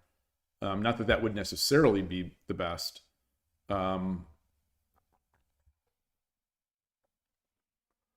It said that Q players are 8:30 and Dons are 9:6. Hello, Yloigh. Yeah, I saw that. I need to get clarification there. I need to get clarification. So because when I registered, the description seemed to be a little different. But we'll see. We'll see. You know, I'm going to try to get, I mean, obviously I'll need clarification, but they have a separate, for the contestants, they have set up like a separate little Discord, and hopefully more information will be coming through that. So I'm going to, as soon as I find information, I'll be sharing it. But yeah, it seems like there is the possibility that I'll be playing 9-6 as a Don player, but I don't know. And that would definitely be interesting, because in that situation, I will be the lowest person there, and which means I will be getting handicaps. I also thought that 9-6 are 3-minute games, not 10 minutes, which is terrifying to me. Because I am so bad at 3-minute shogi. I'm so bad. I feel like I can sort of hold my own, at least play a decent opening in 10-minute games, but 3-minute games, I'm brutally bad. So we'll see. We'll see. It's going to be, whatever it is, it's going to be interesting. It's going to be fun. It's going to be interesting. But we will see.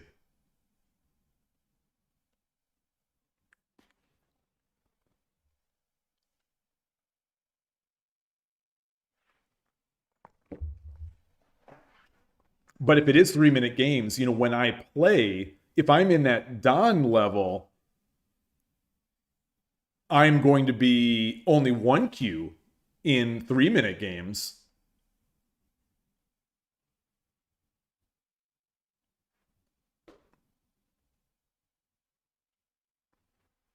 The only thing that I'm Shodan on in Shogi Wars is 10 minutes. I've closed in on the 10-second twice, where I've been in the 90s, but I've never been able to go across that finish line.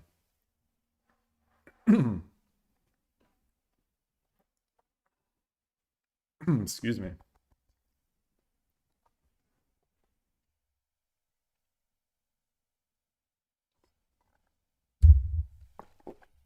I don't think this was right? Or maybe. I guess the idea is you come up here, and then he's going to drop a lance.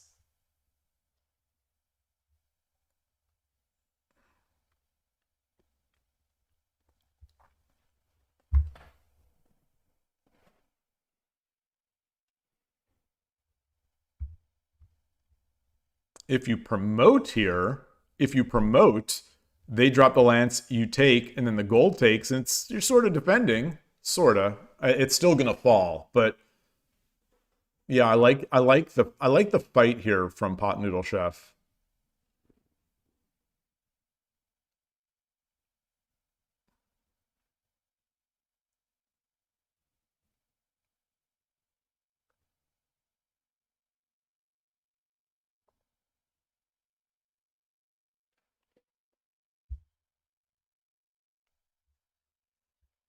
Like silver doesn't work. Well, he doesn't have a silver. I'm looking at the wrong hand. You just YOLO 8-7 and take the gold if they go for the rook.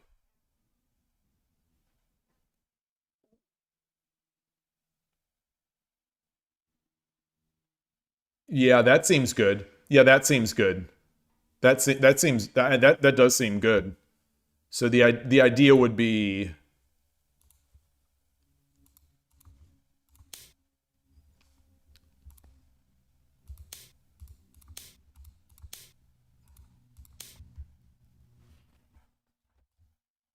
this is free now because oops.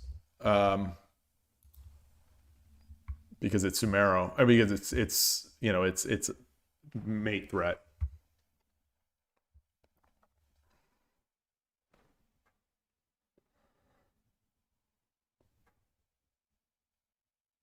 Yeah, that seems great.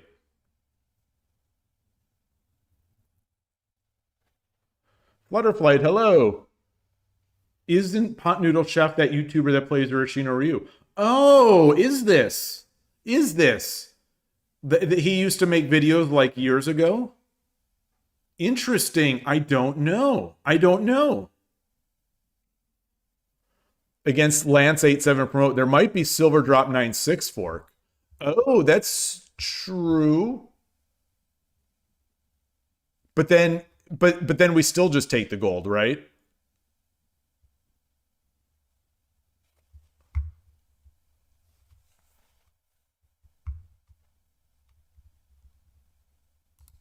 So if we do this and they do this, we still just take that.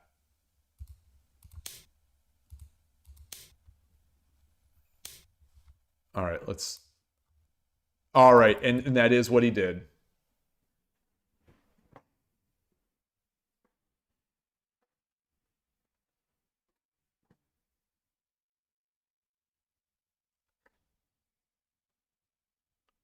It's one of those positions where when I'm playing, I'm thinking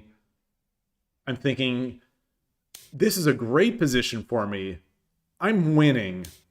Do I have to give all up this material? And I think the answer is just yes. I think to win a game of shogi, a lot of times you just have to be willing to give up your stuff. You have to be willing to give some counterplay, or you've got to be willing. You've got to be willing. You've got to be willing to give up. You've got to be willing to give up your rook. In a game of shogi, you have to be open to the idea that you're going to lose a rook. Hey, Harlu, nice to see you. It is him. Okay, great to see that he's still playing shogi. Is he very active? Or is he just, yeah, it looks like maybe he just plays WSL these days. You first learned and started playing Urshin Ryu because of him. Awesome. Awesome. Yeah, his video says chess in the title, so it got thousands of views, if I'm not mistaken. Like that's that's the trick. That's the trick, I guess. The trick to shogi YouTube is to get the algorithm to think you're talking about chess.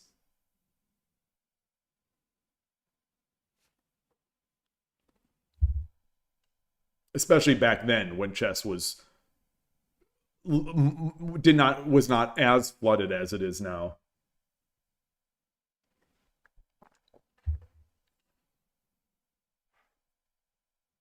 Like the chess YouTube scene is so flooded.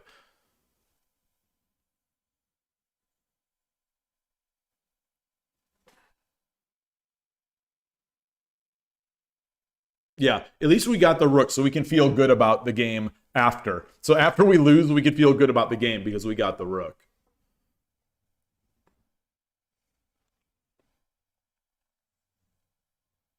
You know, my real question is, though, well, one, how do you defend this? Okay, so there's one way.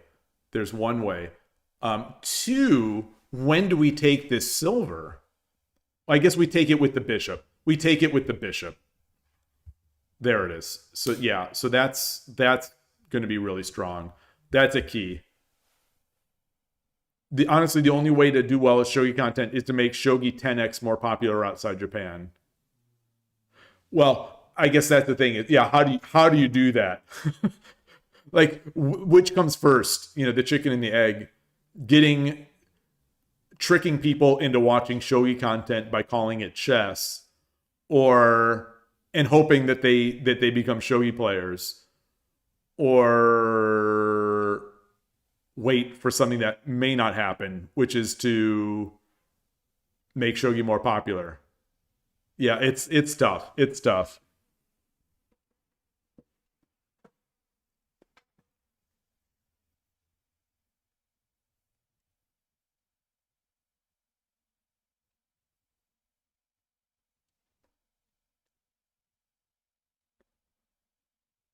Have a shogi player renamed to Magnus Carlsen and then flood it with content. Yeah.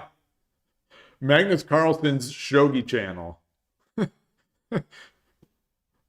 You know, Magnus Carlsen's coach plays shogi, and it hasn't helped all that much.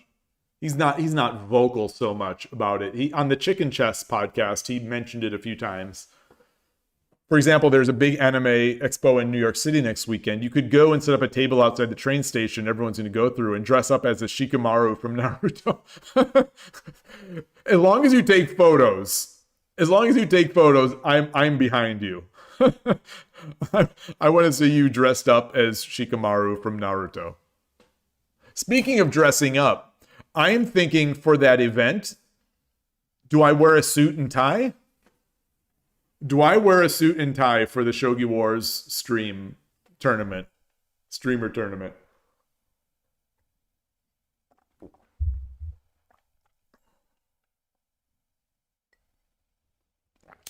Only if it's a gold suit. No, you can't do the gold suit. You can't do the, because it's not Kyo. We're not playing on Kyo.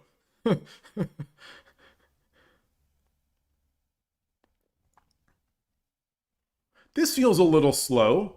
This feels a little slow to me, right? Maybe not. Maybe not. It just feels like the king has plenty of room to run. Got to have the shades. Oh, no. I'm not going to play with shades. I have done a stream. I don't know if you remember, years ago, it feels like I did that stream with the shades. Oh, that was the, I think was that the backgammon controversy? There was some controversy out there. It was either backgammon or poker about wearing Alexi. Somehow I missed Alexi on in the chat. Hello. Apologies for missing that. That blue Alexi 2539. Hello, great to see you. Hope you're doing well. Yeah, he got wrecked on that edge early on. It really fell through. And you know, that was one of the things I pointed out, is that I don't like that bishop on the edge unless it's directly threatening the rook, because the pawn push is going to happen. And sure enough, very next move it happened. It's tough to defend there. It's really tough to defend there. You know, I've tried and failed way too many times. So tell the people around the train station that this is Chess 2.0. FIDE just released an update. You know, the thing is, Chess 2.0 would still use chess pieces. They would still use chess pieces because chess pieces are awesome. Say what you will about how great shogi equipment is, and it is amazing. I love shogi equipment, but chess pieces are awesome. Gotta have the Uncle Sam hat on. Yeah, I don't know about playing up the US. I'm going to, there it is. I like this. I like this.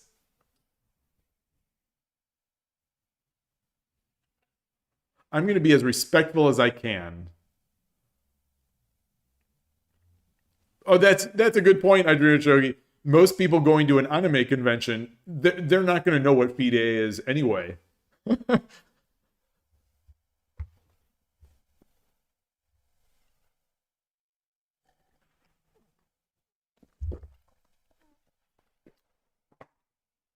That's true.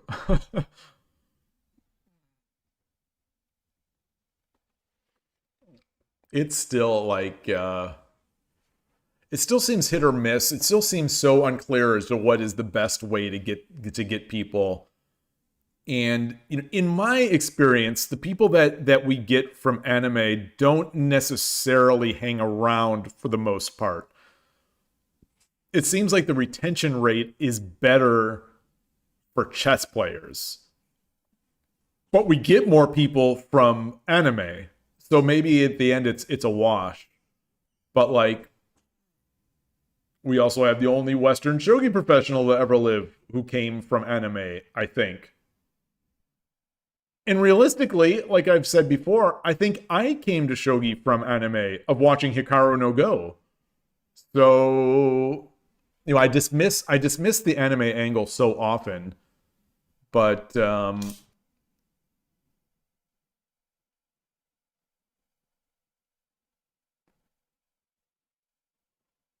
huh.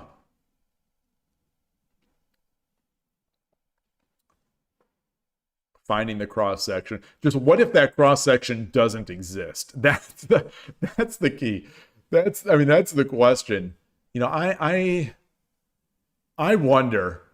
You know, it's even as an intellectual exercise, it's hard to even imagine a way. It's hard to imagine a way for me, and not to be negative Nancy or anything like that. I'm sort of just making a discussion here. But it's hard even when I'm thinking about things by myself. At the end of the day, I often struggle to even think of how it's possible for shogi to get more people in the West. It just like what is particularly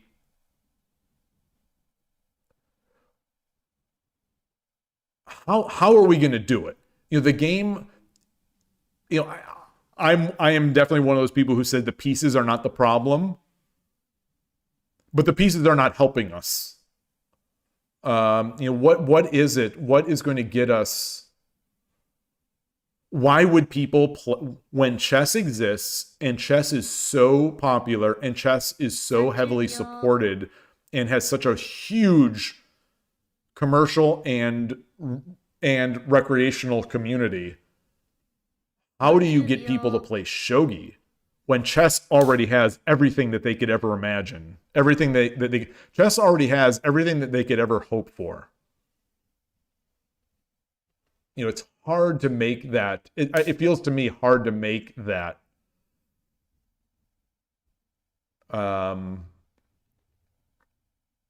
I trying to say? Hard to make that that case. Oh, interesting. I was expecting the promoted lance to come here so that we could get a fork, so that we could have the bishop and then drop. You know, we could get this.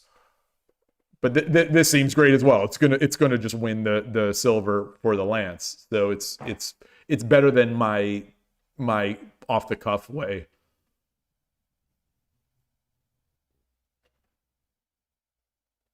And at some point, maybe we don't even want to take this lance. We just want to surround the king, maybe.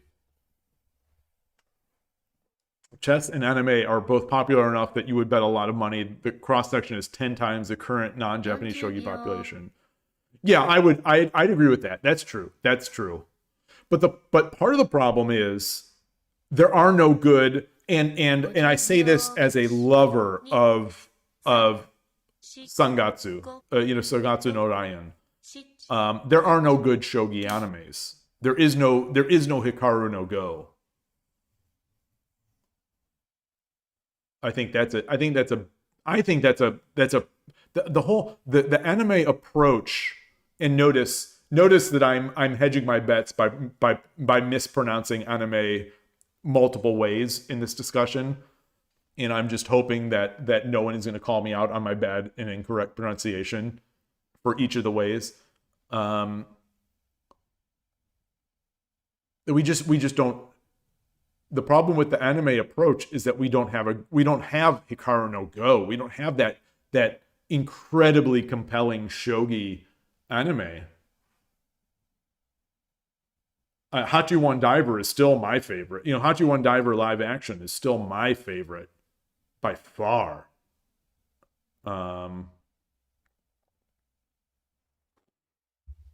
Yeah, I like this. Berserk is going to have to be a little careful.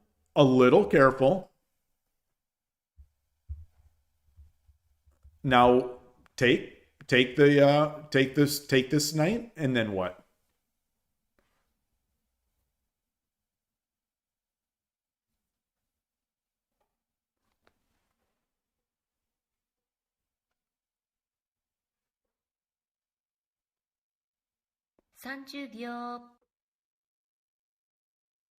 But I use my own kids as an example. These are kids, two kids who love Japanese culture, who both in high school took Japanese language, and my daughter got a minor at the university in Japanese, and she was a DJ on her as a freshman in college. She was a DJ doing anime music for the college radio station.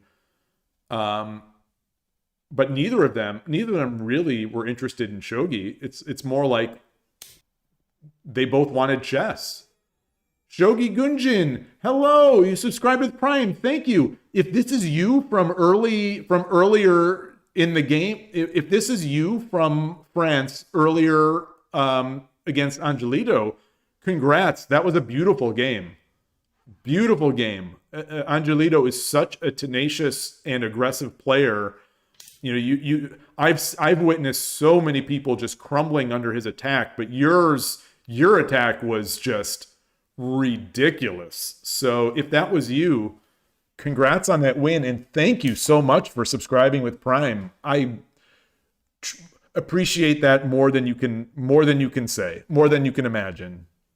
It was you. Okay, awesome. Yeah, your team is so strong this year. Both of the Division A France teams are so strong.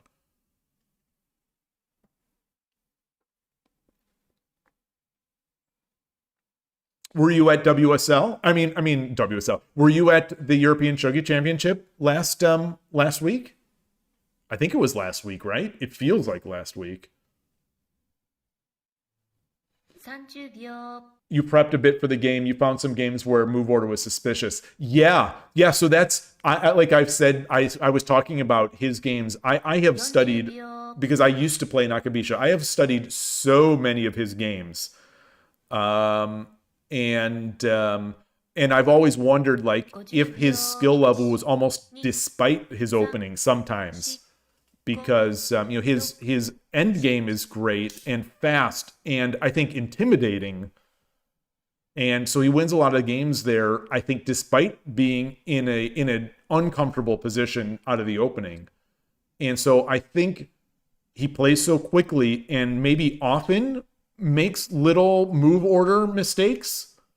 So the fact that you're saying that is really is for a couple reasons. I like it because it's something that I've thought but haven't necessarily believed in. But it's also, I also love to hear that people are doing prep work for their WSL games. And like opening prep, I as someone who likes all the aspects of the game, I really dislike the sort of discourse about openings being unimportant in shogi or openings not mattering, just because I really enjoy the opening, but also because I think it does matter. Yes, endgame matters, arguably a lot more, But I'd love to know that there are really strong players out there doing prep and thinking about the game off the board. And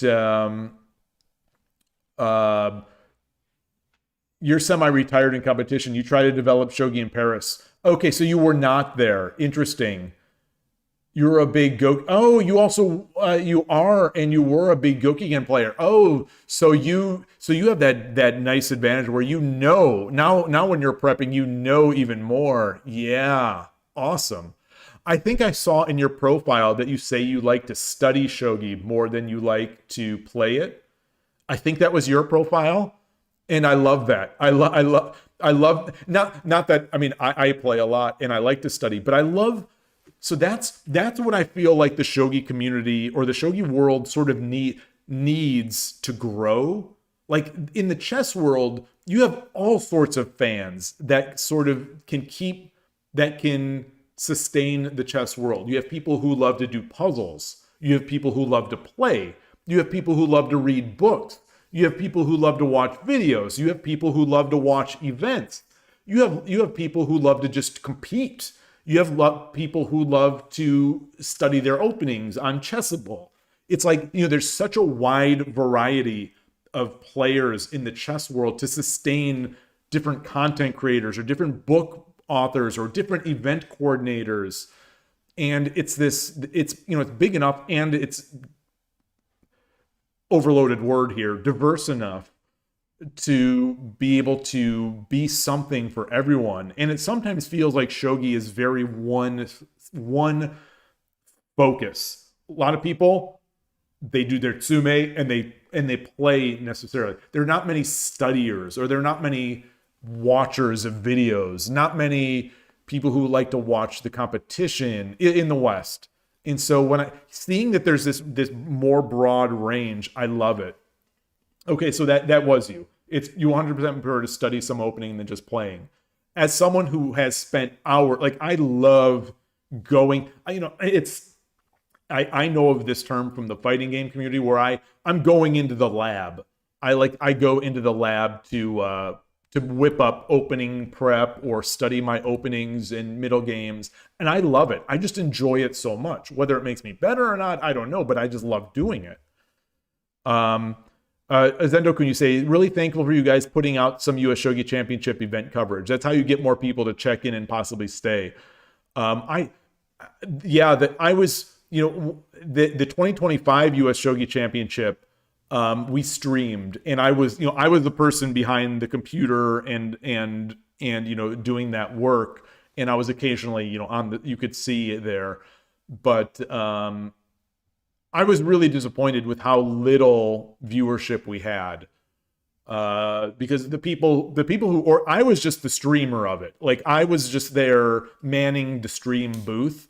The people who built that, or they bought the equipment, they set up the stream, they did so much great work and spent a lot of money, and so it really hurt me that so few people were watching. But it was nice, the people that were there, and I'll never forget Melkor for this. Melkor, the strong young German player who just won the World Open Shogi Championship, he was trying to chat, like trying to keep it a little lively, and I will always remember that and appreciate it. One thing with our stream at the US Shogi Championship was that it didn't have volume, which is admittedly less engaging. If you can't hear the pieces or the clocks, it is a little less engaging. I admit, but I felt bad that those guys, they spent so much money and effort in doing that tournament, and streaming that tournament, and just the viewership was so low. But anyway, Arjuna Shogi says, you're going to be in Paris next month. Do you have any club meetings? Oh, Shogi Gungjin, if you're there, hook up with Arjuna Shogi. Also on Discord, Habu Desu. Okay, and Shogi Gunjin responded, yes, you think September it should be back. OTB, it is Tuesday nights. Should check out Shogi IDF. Awesome. Idruna Shogi lives that great shogi journey, or that shogi traveler lifestyle, where Idruna Shogi, I think, has gone to Malaysia and played people like Benjamin Shuit. Idruna Shogi, of course, has gone to Japan. Of course, has gone to the United States Shogi Championships. And any others? Any other travel that you've done to play people at their club?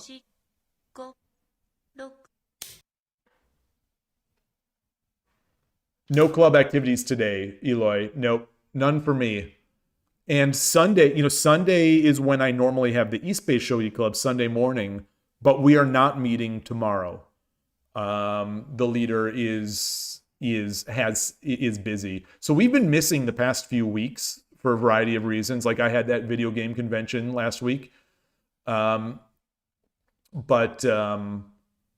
Yeah, so tomorrow, if there are WSL games, I'll probably stream them. Yeah, Berserk is really strong. It's a nice tactic. It's a really nice tactic there.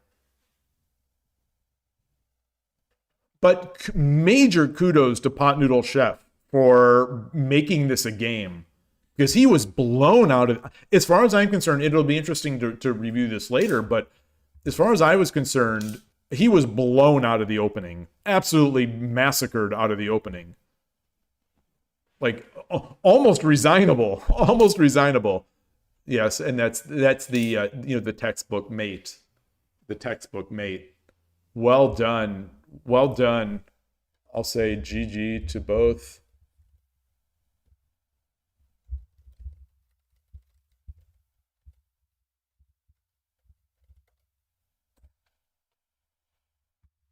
And that is that. So let's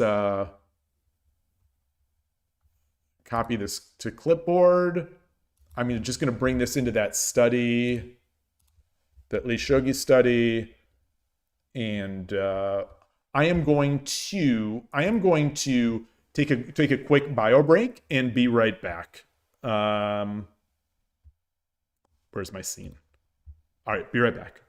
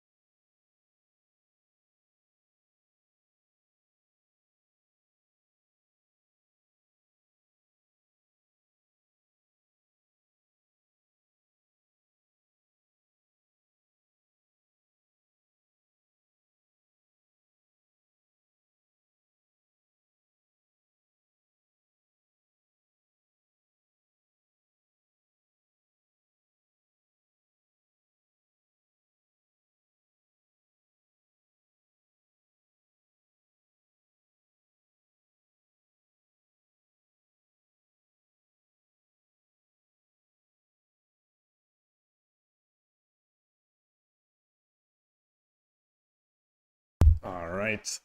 I am back, and I've got Ito-en green tea. I still unsponsored. Ito-en, if you're watching, get in at the ground floor before this channel takes off. This is your big chance. Let's open this up.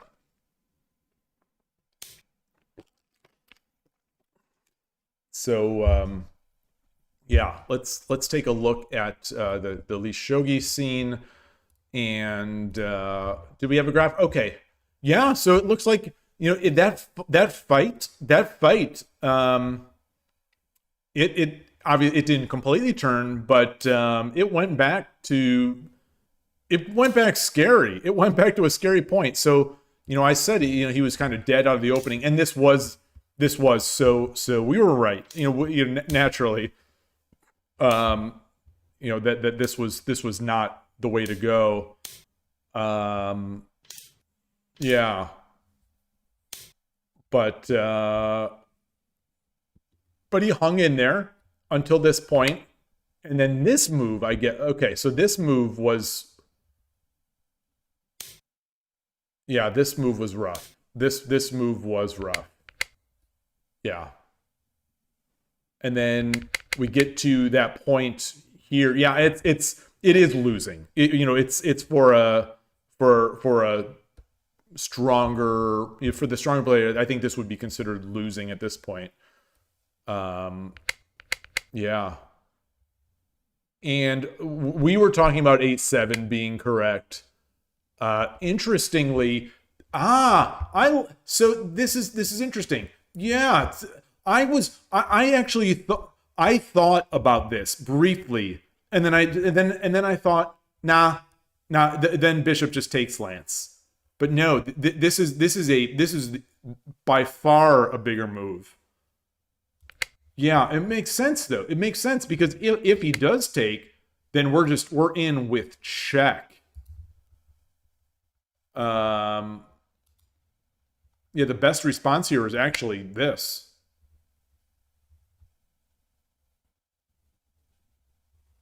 Huh. Wow. Wow.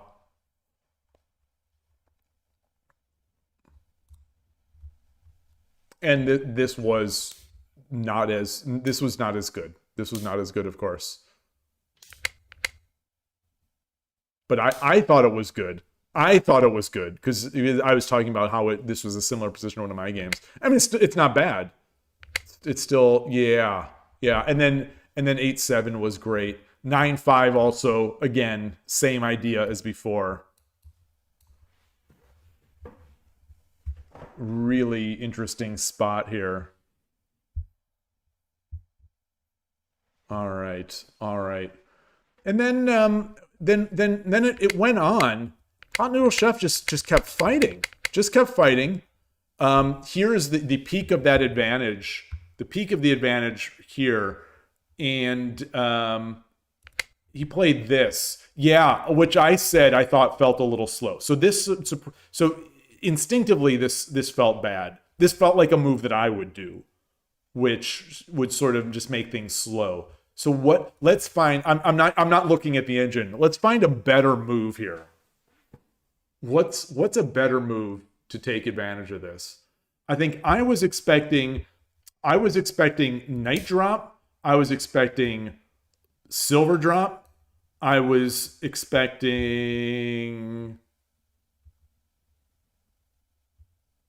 but I was thinking this would be a possibility.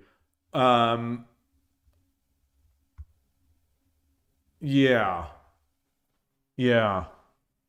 So it's like minus 30 here. Or at least server side thought it was. Inside the browser, I think it's like minus 17.3. So what is the move? 3-5 Knight. 3-5 Knight. 3-5 Knight. Yeah. This is my whole board blindness. You know, if I was to draw if I was to draw where my eyes are looking, it's like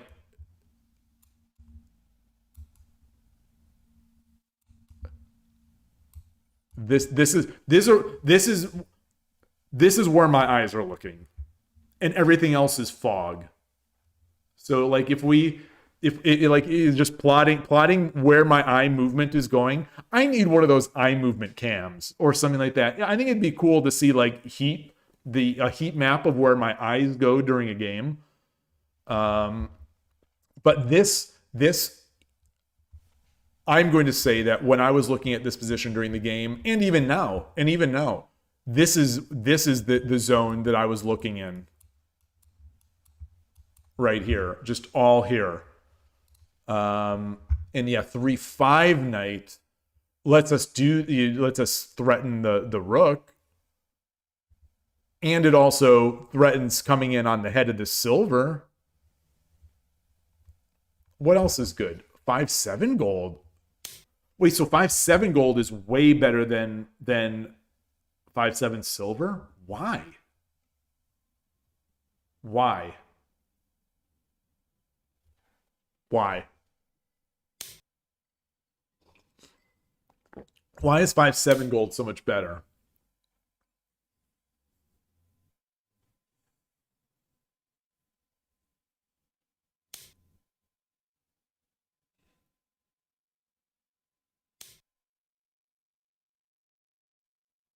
Why is 5/7 gold so much better than 5/7 silver?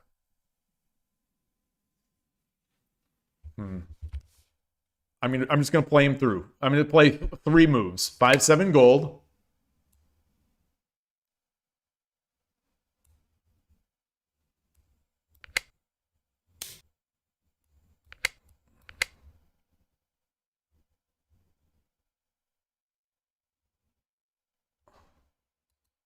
Three five silver. 3/5 knight. Oh, would also come in here. Maybe because once we get the knight here, we can do this. Right, with the silver, we cannot do that, I guess. Maybe that's the idea?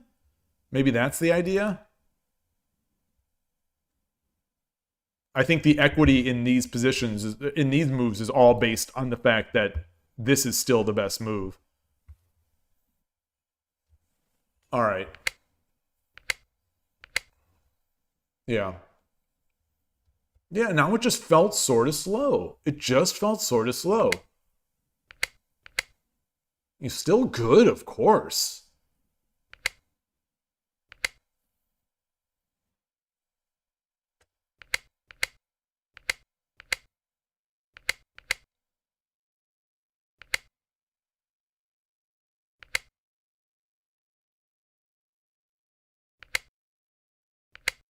Yeah, at this point, this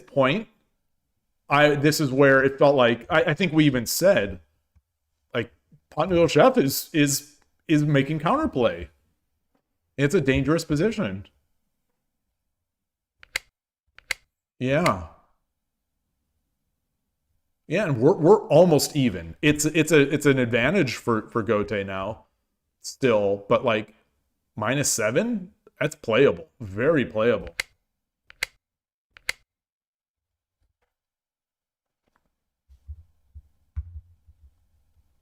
And the engine wants 6/1, 1/5.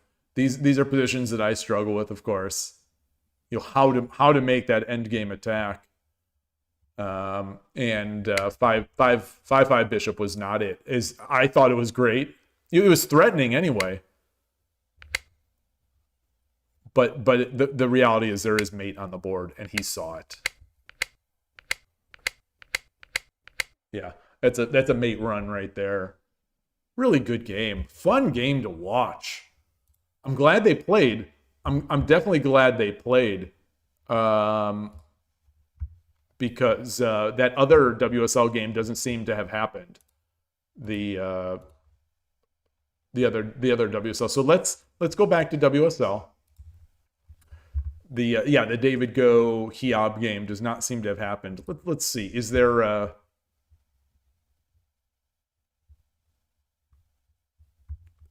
okay. Oh boy, yeah. They're scheduling and unscheduling and all right. That's unfortunate. That's unfortunate. But yeah, I think these games. I think some of the like the Division D and the Division E games don't seem to be taken as seriously as the other divisions. So we get more of those. But anyway, so what's the standings here now? I think this was the first game. I think this was the first game of this month here. Between France 1, yeah.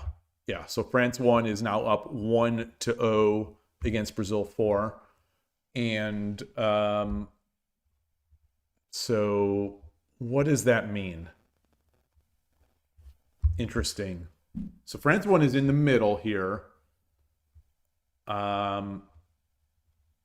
Good results against the top teams, and now is playing basically the bottom. So on one hand, I guess it's positive because if they just win out, they're going to be in a good spot. But on the other hand, they're not going to be playing any of the top teams anymore, so they can't steal points from the top teams. So it's going to be hard to get up there. But yeah, it's going to be interesting. It's going to be a very interesting finish here because France 1 is poised to win out.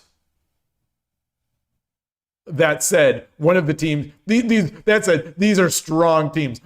Everyone in Division A is really strong. So maybe that's a little hopeful there. Hey, Fordun, nice to see you. Blitzing Eagle, hello. You're about to sleep, but happy to have made it. Yeah, thank you. Thank you as always. Great to see you. Great to see you. So what's how's your team doing here? You this is a big team. Your team is rather large. And yeah, you're in second place. No, you're not in second place. You're tied for first place. You're tied for first place. Taiwan team might kick you out for the harder matchups. to play all of the Division A matchups, as far as I'm concerned, all of the Division A matchups are hard. So being able to compete in Division A and win is incredible. But who do you all have coming up next? So you all, okay, so this is almost the reverse of what I was talking about with France 1, where you have the top teams left. So your fate is in your hands, essentially. Like, you know, if you can beat France 2 and United States and Brazil, I mean, in great spot. France 2 also is in the same. So France 2 seems like the opposite of France 1, where France 2 is playing sort of the bottom teams first and then the top teams second. You know, some of this is like, you know, the ripples in the water. You know, the wins and losses are affecting these things, but France 2 has a very, very difficult schedule to be able to finish this out. Taiwan and Singapore, you know, very strong. United States team has some very strong players. Brazil, of course, is always my favorite. And France 1 we just saw, great team. Germany is also a great team. Austria also has a great team. I don't know much about the Japan team. Oh, on paper you're a large team, but it's really just 4 of you. Okay, yeah, I've seen there are some WSL teams like that have a ton of people on that list, but actually have like 3 or 4 people playing. Okay, they may sub you out against France 2. Yeah, so yeah, France 2 is tough. France 1 is tough. Have you played France 2, you will be playing them?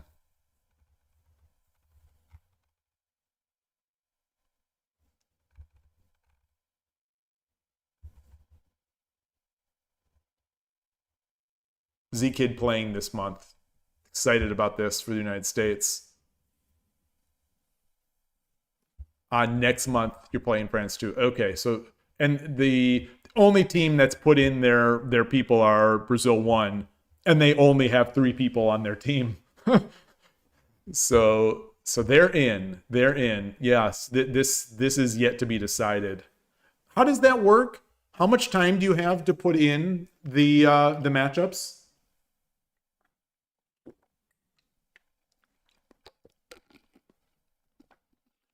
And is there any gamesmanship involved in WSL pairing? Like, sometimes do you wait? Do some teams wait until the other team declares their team, and then the other team will declare theirs to try to make a good matchup? Or is it secret? Do you put in your team secretly, and then at the end of the month it's announced? Or at the beginning of the month, it's actually announced. Like, because Brazil has no choice. They only have 3 players, so you know it's going to be them. I guess you don't know the order necessarily.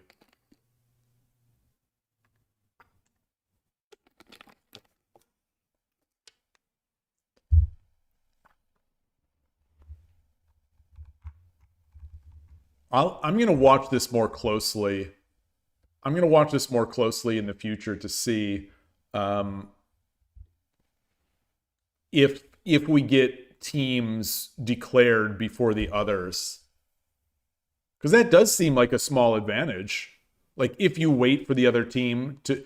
If there is visibility to the other team's lineup, if you wait, you can potentially counterpick against them. Like, oh, Shogi Dad plays well against Nakabisha, so I'm going to put him on board 3 this week against their Nakabisha player. Meanwhile, this guy might not be as strong, but he's really good at, what, blah, blah, blah, blah, blah.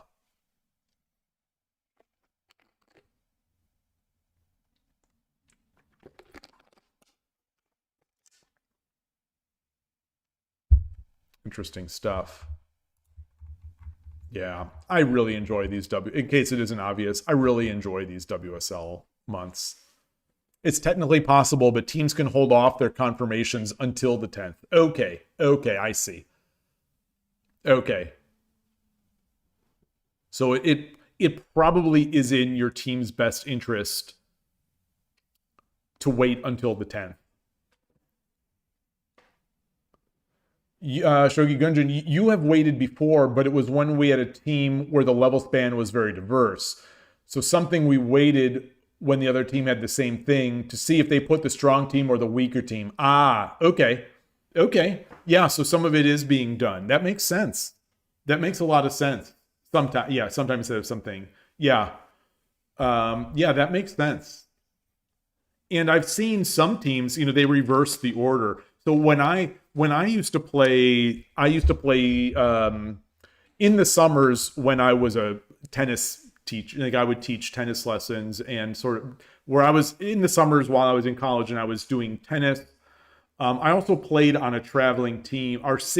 We had a city league, this men's team, and and we would have those types of discussions where, like, this week, we're playing the team that has a very strong number 1 player. Like, we have a strong player that we can't beat.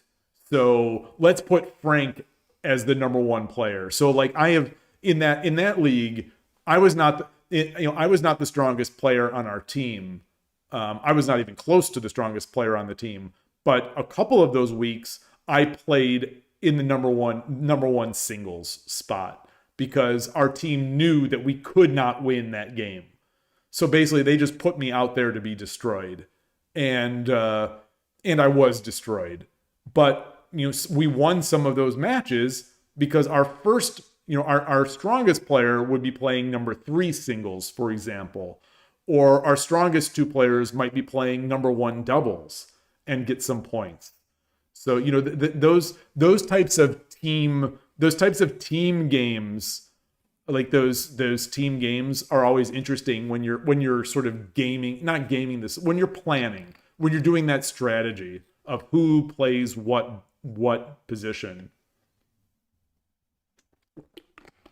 And yeah, I still remember this one this one match. And so I was like 18 at the time, 18 years old. And this was one of those games where there was someone on the other team. The number one singles player on the other team was unbeatable by any of us on our team.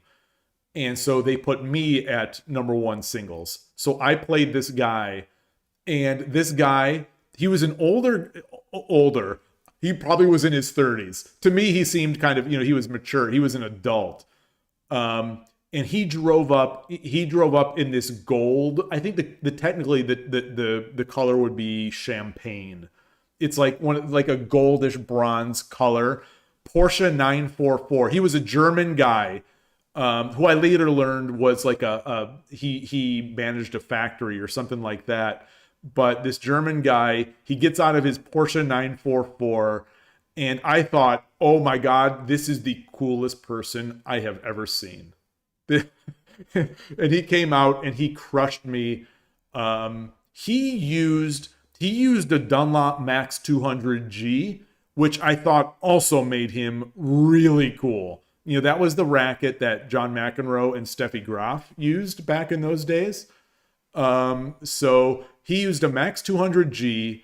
He's this German guy driving this like golden Porsche 944. And a great tennis player. And I don't know, whatever. It's funny, the things that you think when you're younger. It's possible. It's totally possible that this guy was actually not that good, and the car was a piece of junk. And I don't know, but in my mind, he was like a god. He was so cool.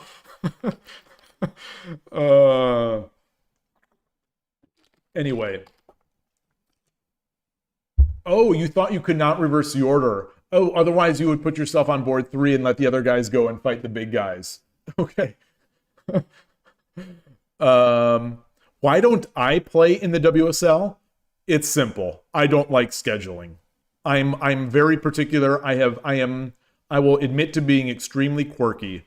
I do not like paperwork. I do not like scheduling. I do not like showing up at an event on time and my opponent not showing up on time. I really dislike that. And back when I was a Go player 20 years or so ago, I did play in like a Go ladder type thing in online, something similar to this, but not as serious. But it was a Go ladder, and you have to schedule. Every week you had to schedule your games. And most of my opponents, just like this, most of my opponents were European. I was living in Chicago at the time, and most of the opponents were European, and it was just always very difficult to schedule with them. And I always ended up being the person that would give in. So like if they wanted, like, they would always get the better. I would take the game in the middle of the night or early in the morning or whatever, just to not have to debate when we're gonna play. I always took the worst spots, and then sometimes people wouldn't show up, so I'll have woken up in the middle of the night for this game, and the other player doesn't even show up, and I just hated it. I got to the point, like I've said before on stream, where I just dreaded playing Go. I dreaded playing because of that scheduling. And so I decided when I started streaming Shogi, and when I started playing Shogi and trying to get better, I decided I would not do anything that makes me dread playing Shogi. So that's why I don't play these types of events. If WSL was like a weekend, a dedicated time slot every month. If it was like, obviously it couldn't be like that with the way time zones are across the world. It could be, but it wouldn't be. If there was that, I might play it, but I I can't do the scheduling. I can't do the scheduling. And like I said, I am someone who is generally, and I say this and watch me make a fool of myself. I am such a stickler for being on time and being early more than on time that when people are not on time, it's too easy to try to throw me off, not throw me off, but like I just don't enjoy it. I really don't like when people don't show up on time. And so anyway, that's why I don't do it. But I love the league. I love watching it. Obviously, I love spectating it. From the beginning, I've watched these games like a hawk because it's some of the best amateur shogi we have out there. Especially in the West. Reversing order can only be done if people's ratings are close enough. Ah, okay, that's interesting because it seemed like some teams have done that, but I think it was probably but I always, in those cases that I looked, it was always because the person's rating had recently changed. You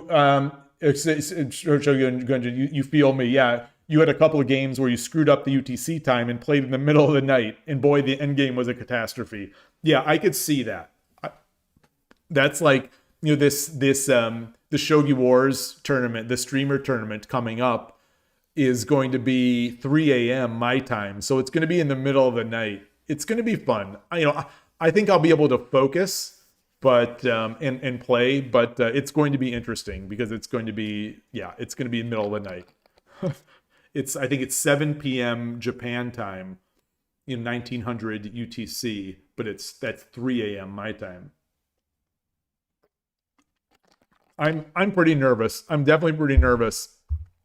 If only because I don't know how well the communication is going to be. So I don't want to mess up like where they say, "Oh, come this time or do this or do that." Oh, the order keeps unchanged for the whole season. Oh, that is interesting. So the order is set at the beginning of the season. Even if ratings change, and even if you change players, the relative rating has to be set. Okay. New players added during the season are placed according to their rating. This can only be done by a WSL tournament director. That's nice. So that's good. So there isn't that constant gamesmanship that I was talking about on our tennis team. Yeah, we didn't in those days, in that tennis, it was not like official United States tennis. So the rate that we didn't have ratings to go back on. So you switch it up every week.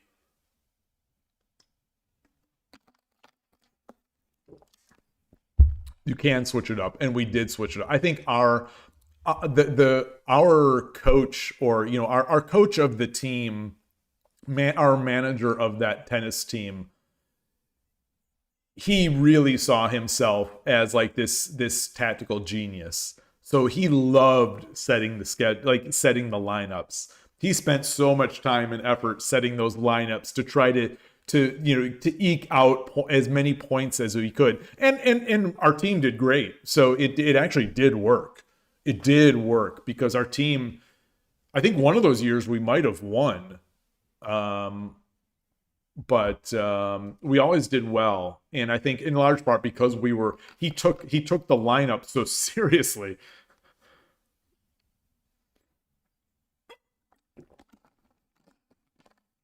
You would prefer having that strategy, composing the team, and also the team should be secret if you put it in the other team sets theirs. Yeah, I think that would be interesting. It certainly would be interesting where you can change up the lineups because people do change. Well, for one thing, people's skills do change throughout the entire year. Just because someone started the year at 2 Dan they might, they might be by the end of the season, they might be they might have gone through their like shogi growth spurt. Or, one person might be really struggling, and your number one player might just be really struggling. And so you don't want them to play number one anymore. So I think it would be interesting. Yeah. But I think you'd either have to have the teams separate or secret. You'd have to have those teams secret, like you're saying, or every month, maybe one team is the home team and one team is sort of the visitor team. And one team has to declare theirs first and the other team gets to respond to it. I think that format can be fun as well. There is, I think Shogi, I think Street Fighter League in Japan, I think is handled that way, where there is sort of there's a home and an away team. I think if someone knows, and I'm wrong, I apologize. But my impression was that like one team is the home team, and they can react to the other team. So it makes for interesting matchups that you wouldn't normally see. And it keeps the audience engaged. But regardless, there's pluses and minuses to everything. Blitzing Eagle, you need to hit a shogi growth spurt. I think you've hit a growth spurt. You're up there. You have hit a growth spurt. You are up there. So you have definitely hit a growth spurt. Or maybe your growth has been very slow for your whole life. But I think I hit a bit of a growth. I hit growth spurts, but I also hit growth regressions. But I think I really like honestly and truly, I think I'm at my peak. I really think at this point I'm near my peak, if I'm not already at or below my all-time peak.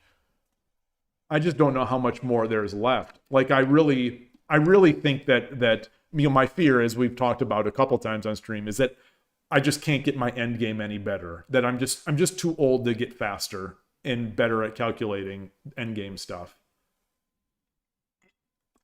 Based on the fact that my mate run just is not getting better at all. My daily mate runs that I do, I'm just not getting faster or better. Yeah, you have it like the NFL. Have a crowd shouting when it's the away player's turn to play. Yeah, exactly. The crowd, the big WSL crowds going wild.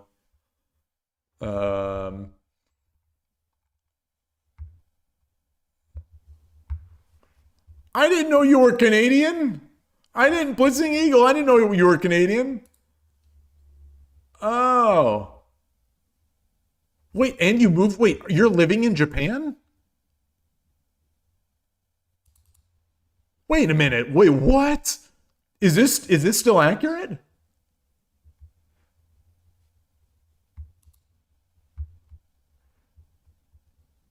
You just moved back to, wow. This is real life cool story. This is like real life. This is like real life awesome shogi journeys.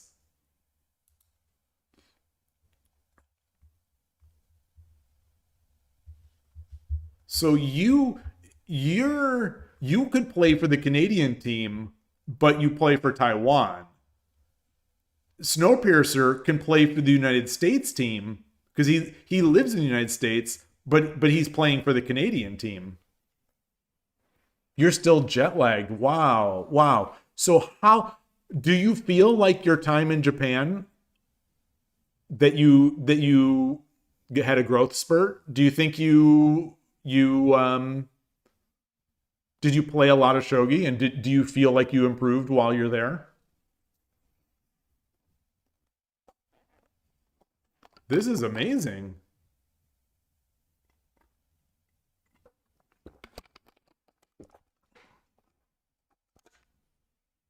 Oh, okay. You wanted to play in Division A, so you joined. Fair enough. Oh, you could play for the US as well? Oh man. Man. Oh boy. Yeah, we have these dual the what is it called?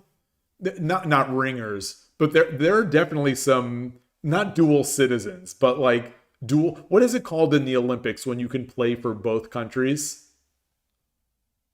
What's it I don't remember what it's called.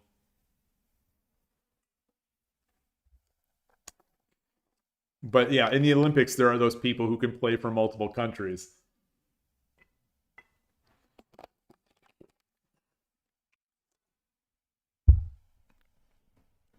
Borodun wants you on his team. Wait, is that a Wolverine? What is that? Are those Wolverine fingers? What is this? I'm leaning in really close to Borodun's. Seaside Duck Money Gun. Wait, what? The money gun. What is that? You're saying that we're paying people to come and play for the team? You kind of buried yourself in shogi books when you were in Japan. Well, wait a minute. Why would you do that? You can bury yourself in shogi books anywhere in the world. You didn't really improve rating wise during the time, but you got a bit more foundation across different openings. Oh. How much did you play over the board? So I always thought, and I've planned this a couple times. It's just never worked out because again, I'm still a little. I feel a little selfish to do something like this, but like in my mind, I think about going and spending like a couple weeks in Japan and just every day going to Kobean Cafe and playing just all day, going to the JSA, shogi dojos and just playing all day, going to Utsunomiya Shogi Center and just playing all day. So like my idea would be I would basically have 14 days or 10 or 14 days of continuous over the board shogi against Japanese amateurs. I don't know if it would be like, could I accomplish the same thing by playing online? I don't know. I play a lot. I play a lot online. I play a lot every day. Which is more efficient for happening. Yeah, Alexirus, probably unrealistic, but a stream from a dojo in Japan would be so cool. Yeah, good to see you. That also I think my guess is just knowing me and my personality, I would probably not do that, especially since I think there's a negative stigma right now of people coming into Japan and live streaming things. That seems to be like a really gross thing that's happening now. Some people have abused it, notably abused this thing, and so I think it'd be understandable if like the people living there wouldn't want you to do that. So I would probably err on the side of not doing it, even though it would be so awesome. I also don't do that in our local clubs. I don't stream at our local clubs just because I don't want it to be about me. I kind of I don't want it to make I hate making stuff about me. And so I never have I haven't done that. Even though I think it would be really cool to stream things live. Yeah, if it isn't a nuisance stream. Yeah. But I don't speak Japanese well enough to talk about those things. You were pretty regularly going to shogi cafes, Blitzing Eagle. Okay. You feel the meta played there is so much different than an 81 dojo. Oh, yeah, so what is the meta? What is the meta? So lately, someone has come on and said that a lot of people in Japan are ranging rook players. But then again, that also seems to be some of the meta online. But what I have been seeing late, like on Kyo, the meta very much seems to be, against me anyway, seems to be bogeying. And I've been seeing that a little bit on Shogi Wars as well, but like I on Kyo, so many people have played bogeying against my Urashino Ryu that I've been speculating that someone released a video of like, here's how you beat Urashino Ryu with bogeying. Because I have just been flooded with bogeying players.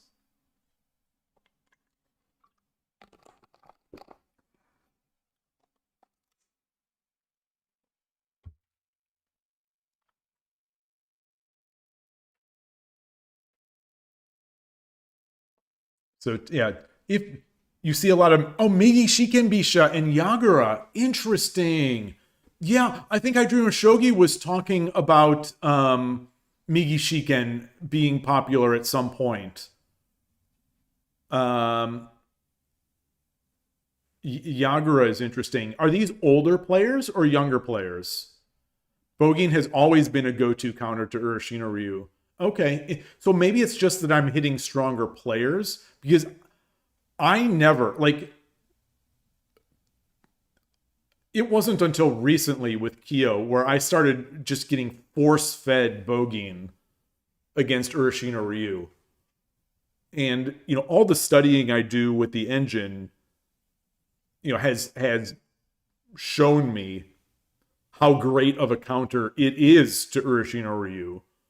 So I know it is I know that it's a great counter to it, but I just never, people didn't really do it so much against me until recently. But maybe it's just that I'm getting to that level where now people play the counters more. When you play Urashino Ryu, Blitzing you, when you play Urashino Ryu over the board, you're usually met with UFO-gin, not as much bogeying for some reason. Yeah, I definitely get UFO-gin as well. And I think sometimes I lump UFO-gin into bogeying. I think I sometimes lump UFO-gin into that same category. Are you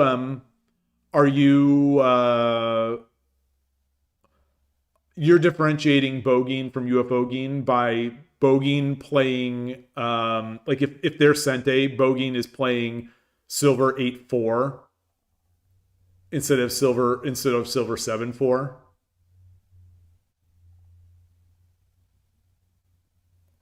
Okay, you think versus Urashino Ryu they're the same thing because you can't jump the knight. Okay, that makes sense. Yeah. So I have been considering them mostly the same thing.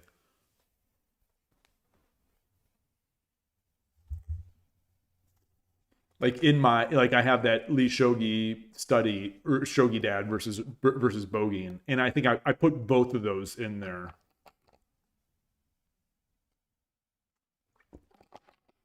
And engine-wise, I think both are great. Essentially the same. Maybe next year, Shogi Gunji, you say maybe next year in France, we could stream the Japan Expo for the heck of it. How big is your Japan Expo? Like you have Shogi there? And you're asking, is Nanakawa style Mukai Bisha picking up some steam in Japan? I wonder. Can you answer that, Blitzing Eagle?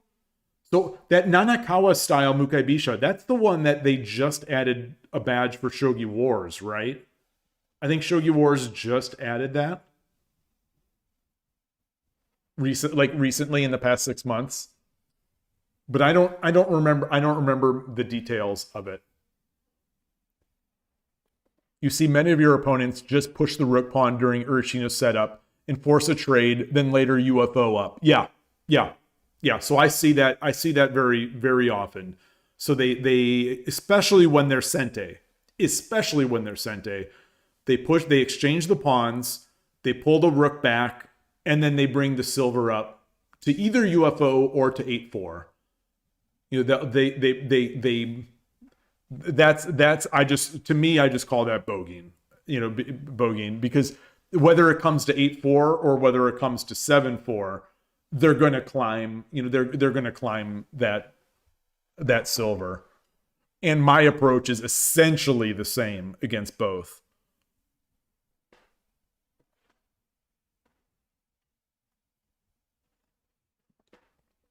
Around 250,000 people there. Is that a typo? Did you mean to put K?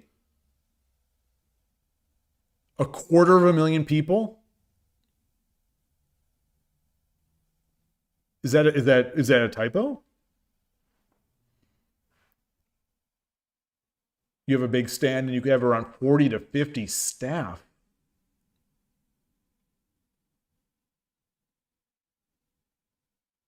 Just for wait, you can have 40 to 50 staff at a shogi booth?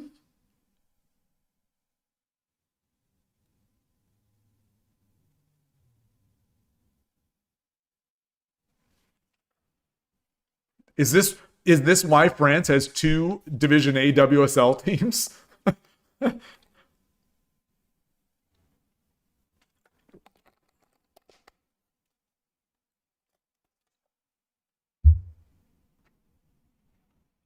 Yeah, blitzing you. I'm really trying to make this work. I am really trying, because I've studied how Urshino Sensei plays it. I've studied how Urshino Ryu Channel plays it. I've gone over this countless times with the engine, and I'm getting so much experience against Bogeen / UFO Geen. But regardless, the opponent can make my life very difficult, especially as Gote. Okay, so 250,000 for the convention, yes. Obviously, of course they don't all go to the shogi stand, of course, but still, just that kind of exposure. You do get quite a few new players. Wow. So the last time, Adrian Shogi, you were just looking at the France Shogi site, and apparently they had 48 people for the French Open. That's more than the U.S. Championships. Yeah, I think I actually talked about that on stream at some point. I was like, wow. You guys have more than we had for the U.S. Shogi Championship, and our country is huge. Yeah, it's impressive. It's really impressive. I mean, we have a big spider on the ceiling here.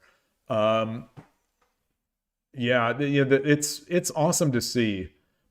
But so I was saying, when we did our local Cherry Blossom Festival, I don't think I've been involved in it for at least 2 years. But the last time I did it, we got some people, we got some young kids and some older people that actually ended up coming to the Shogi Club, to the local Shogi Club.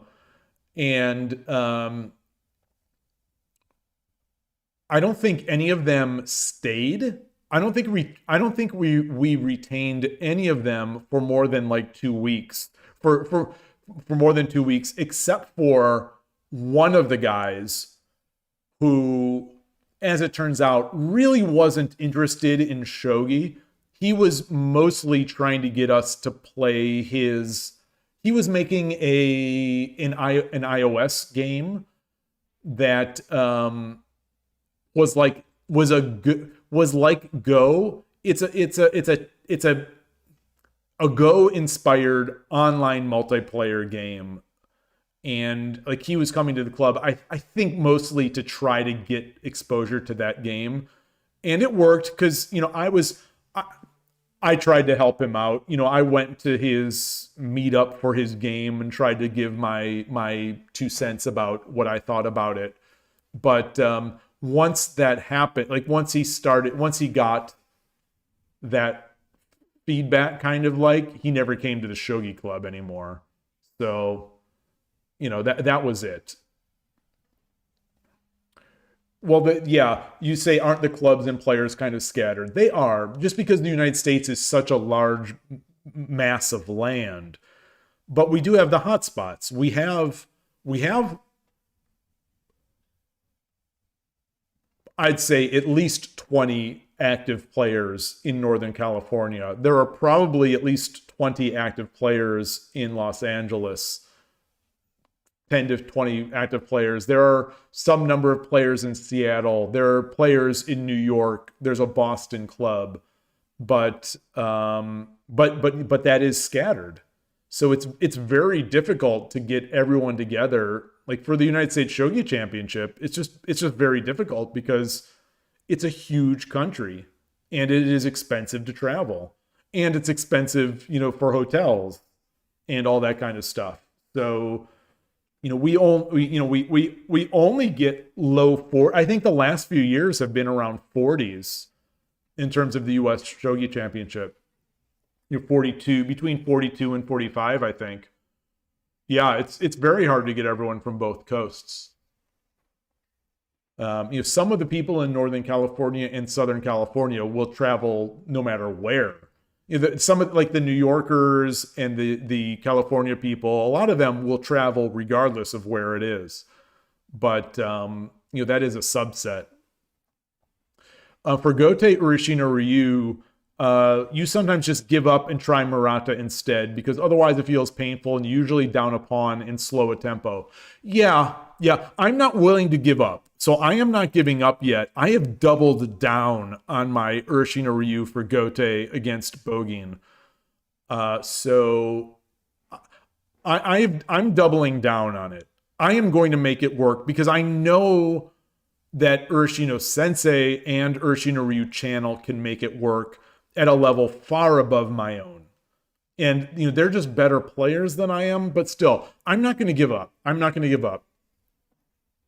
Despite the fact that I have experimented when I'm Gote of just playing Murata system. And especially if the opponent pushes, so in my case, when I'm Gote, if the opponent pushes pawn 7-6, then I like Murata because I love playing Murata system against Free Bisha because I don't play Murata system. I transpose into like this girl in the box type thing. But for static rook, I end up essentially playing Urashina Ryu. Hello, your name is Henri. Nice to meet you. Nice to meet you too. Welcome to the channel. Thank you for coming. Nice to meet you.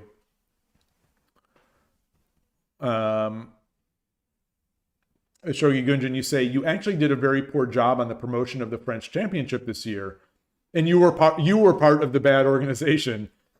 You're to blame. But 48 people. So you're saying 48 is not good. Normally you'll have more. And of those players in the French Championship, of those 50 players, 48, 50 players, how many of them are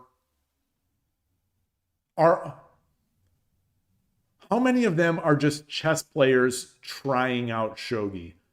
Or are all those players serious shogi players?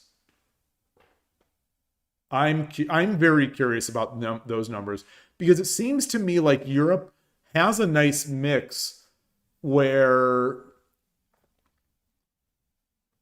their tournaments get people who are not necessarily the most serious and active shogi players. They're chess players, or they're interested in shogi and they're willing to compete, but they're not like diehard shogi players. Okay, so no more than 5. Okay, interesting. Because like FISA, it seems like FISA has so many players in there that are really chess players just trying shogi. But United States shogi players, like at the US Shogi Championship, I don't think there's anyone who is not very serious about shogi.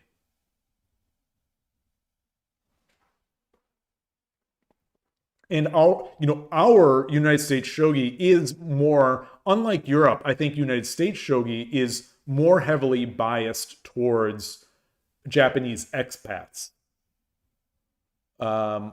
So our event is very, I don't want to say very Japanese, but it seems like the United States Shogi Championship if you're going to put it on a spectrum, like the United States Shogi Championship is very Japanese versus the European Shogi Championship, which is very European.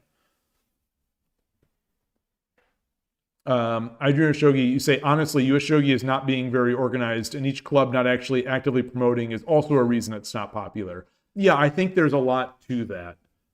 Like, I still just, I don't know how much we could get if we were more organized. I just don't know. You know, I'm curious. Honestly, I just don't know. I think about it a lot, but I don't think I come to any conclusions. And Idrina Shogi is saying, yeah, it's confirming what I said. So yeah, it's basically old Japanese people in America organizing things for themselves versus to popularize the game. Yeah. But it's possible that in the past they did try to popularize the game and didn't have success. I don't know, but like, I'm hesitant to, I know how much I have struggled out there, and I know how much some others in the United States have struggled to popularize the game or to get anything going. So it's tough. It's tough. It's really tough. There's just, I think you could probably say this about Europe too, but like, there are just so many things to do in the United States.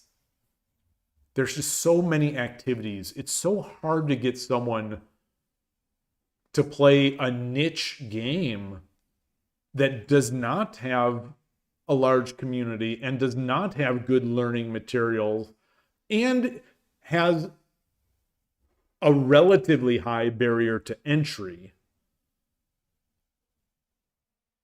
I really want to continue this, but I need to take a quick break, and I want to get some more water.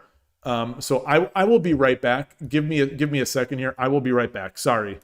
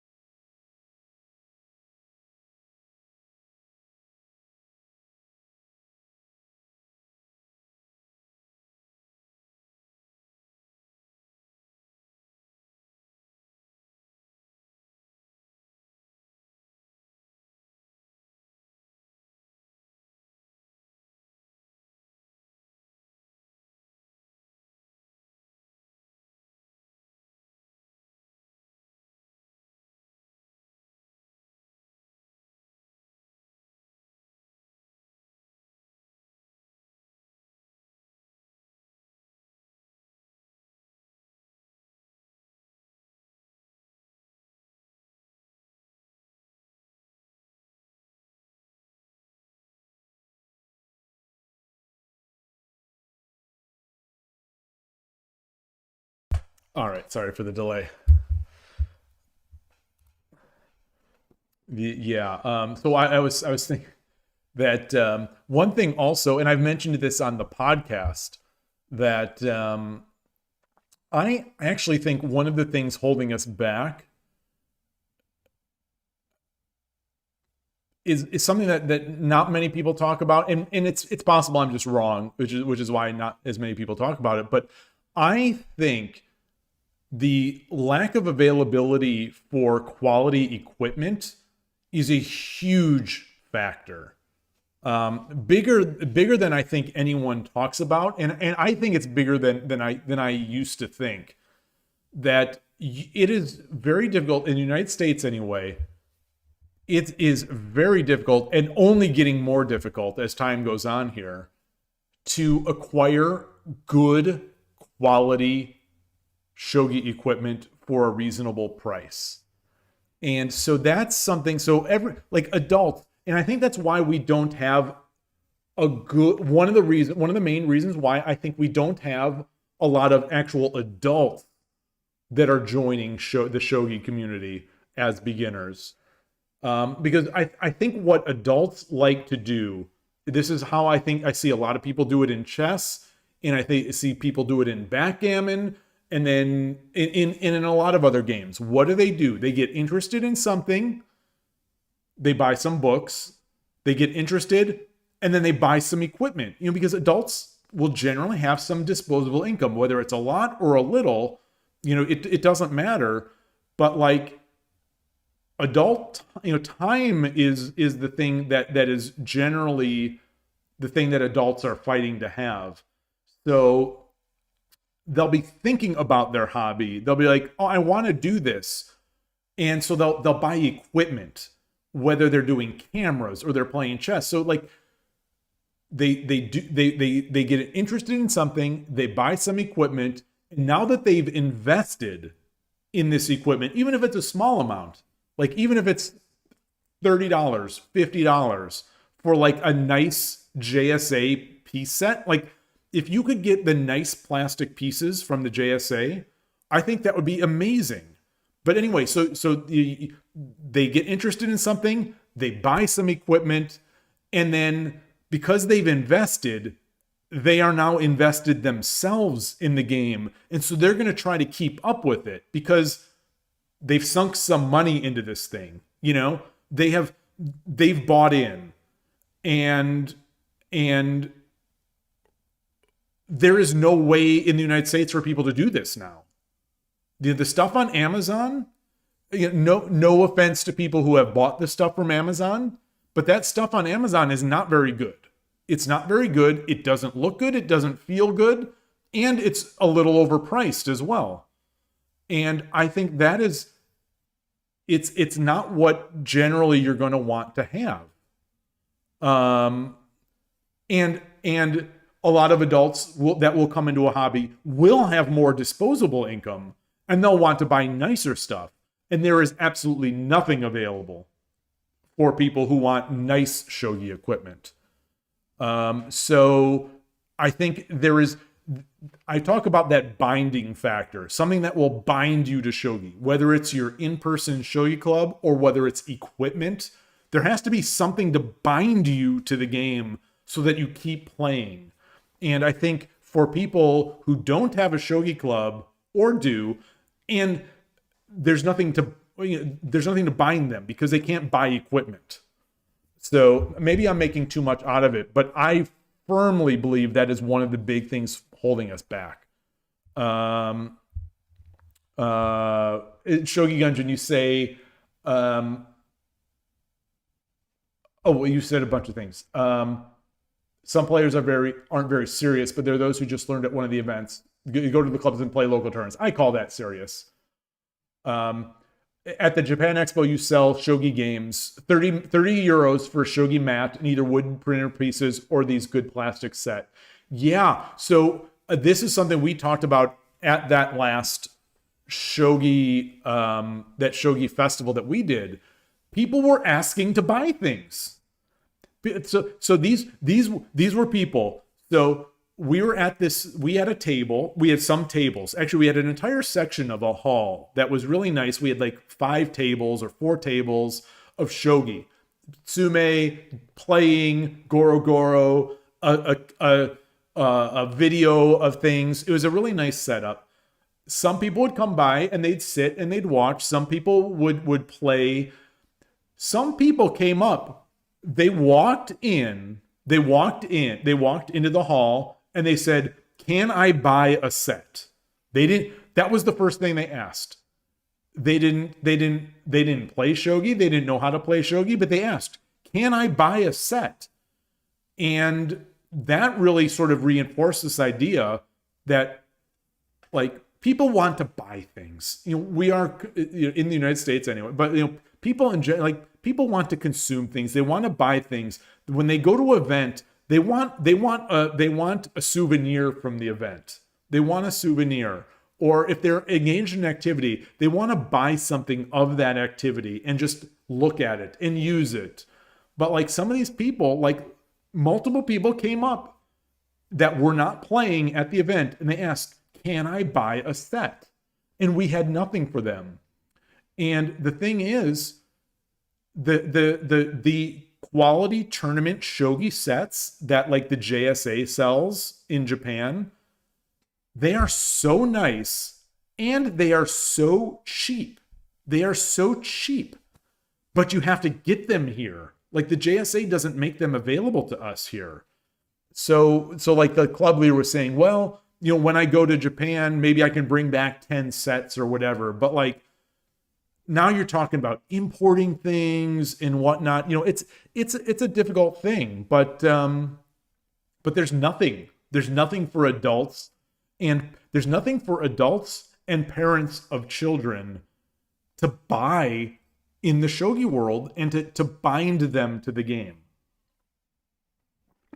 I'm a big believer that this is a limitation. I don't know how to solve it.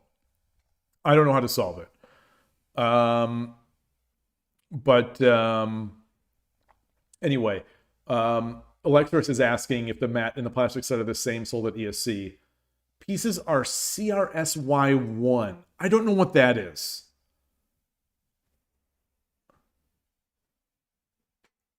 So for me, like the dream is to have those shogi pieces, the tournament plastic pieces available for people to buy online. From Amazon would be ideal, but from somewhere. And then to have nice, trustworthy sets that you could buy. So like I've talked about that on that podcast where I was daydreaming about running my own like shogi cafe shop where I could have equipment that I would import from Aoyama Goban-ten or someone else like that. But like, the Japanese sites now, Aoyama Goban-ten, Kuroki Goishi-ten, these are great sites. They have great equipment, but they're in Japanese. Some is in English. It's difficult. It's shipping is for some people prohibitively expensive. And now it's more complicated, because of the shipping providers and tariffs and whatnot is makes it more complicated. Where you can't just go and click the button and say buy and then expect to get your thing in a few days. Now you have to have a conversation with people saying, oh, well, I'm going to have to do this. I'm going to have to do that. And it's tough. And they don't show their nice plastic pieces as easily to consume as like Amazon. But anyway, it's just very difficult to get equipment out here. And I think that is a huge unspoken factor in why shogi is not acquiring many new players in the United States, and certainly not many adults. I think that's the key. I think you've got to get adults. Obviously you have to get kids, but I think you have to get adults that are willing to support this stuff. That are adults that are willing to pay for books, who are willing to pay for just events. Blitzing, you say, you think shogi has the potential and the game complexity to be chess 2.0, but it's treated as a niche chess variant for hardcore Japanese fans instead. Yeah. So I'm not sure if game complexity actually matters for popularity. I would think not. And I think we've actually talked about this on the channel also a number of times. I think maybe the complexity of chess, of shogi, makes it worse in terms of getting new players. I think you can argue. I have argued, whether or not I believe it, I don't know. But I think you can argue that shogi is too difficult compared to chess. too complex compared to chess. Same problem like Go. It's just too open-ended and abstract. A little too difficult. You feel a little too stupid while you're playing it. I think that argument can be made. I don't know if I believe it, but I think it can be made. But regardless, it has that potential, but it is treated as just an otaku or whatever. It's just as a Japan nerd game. I don't know how to solve that problem. Like myself, I don't know how to solve that problem. My way of solving that problem is, I started in 2023 of like showing myself on stream, playing and enjoying the game, hoping that better players and more people would also stream and just show that yes, I'm a nerd. I'm happily a nerd, but like we're not just all these weirdo nerds that are otaku. Otaku is the word, right? We're just no, not otaku. Otaku is not the word. Weebs. We're not just weebs. We're not just weebs that like shogi. We're honest to goodness adults that love a good game, and shogi is a good game, and we love it, and it's for everybody. Like that I think that's like one of the main goals for me streaming, is just to show that regular people play this game and regular people can love this game because it is a great game, period. It doesn't have to be, it's not just a great Japanese game, it's a great game. The pieces have Japanese just in your face at all times, but I think at the end of the day, that is not the big problem. Noobs are always going to blunder, whether it's shogi or chess. That is true, but I think there is something. I think there is something with shogi where this is, at least for me, and like some of the people, I won't say who, but some of the people that I've discussed this with, they feel more stupid playing shogi, more unsure of what to do.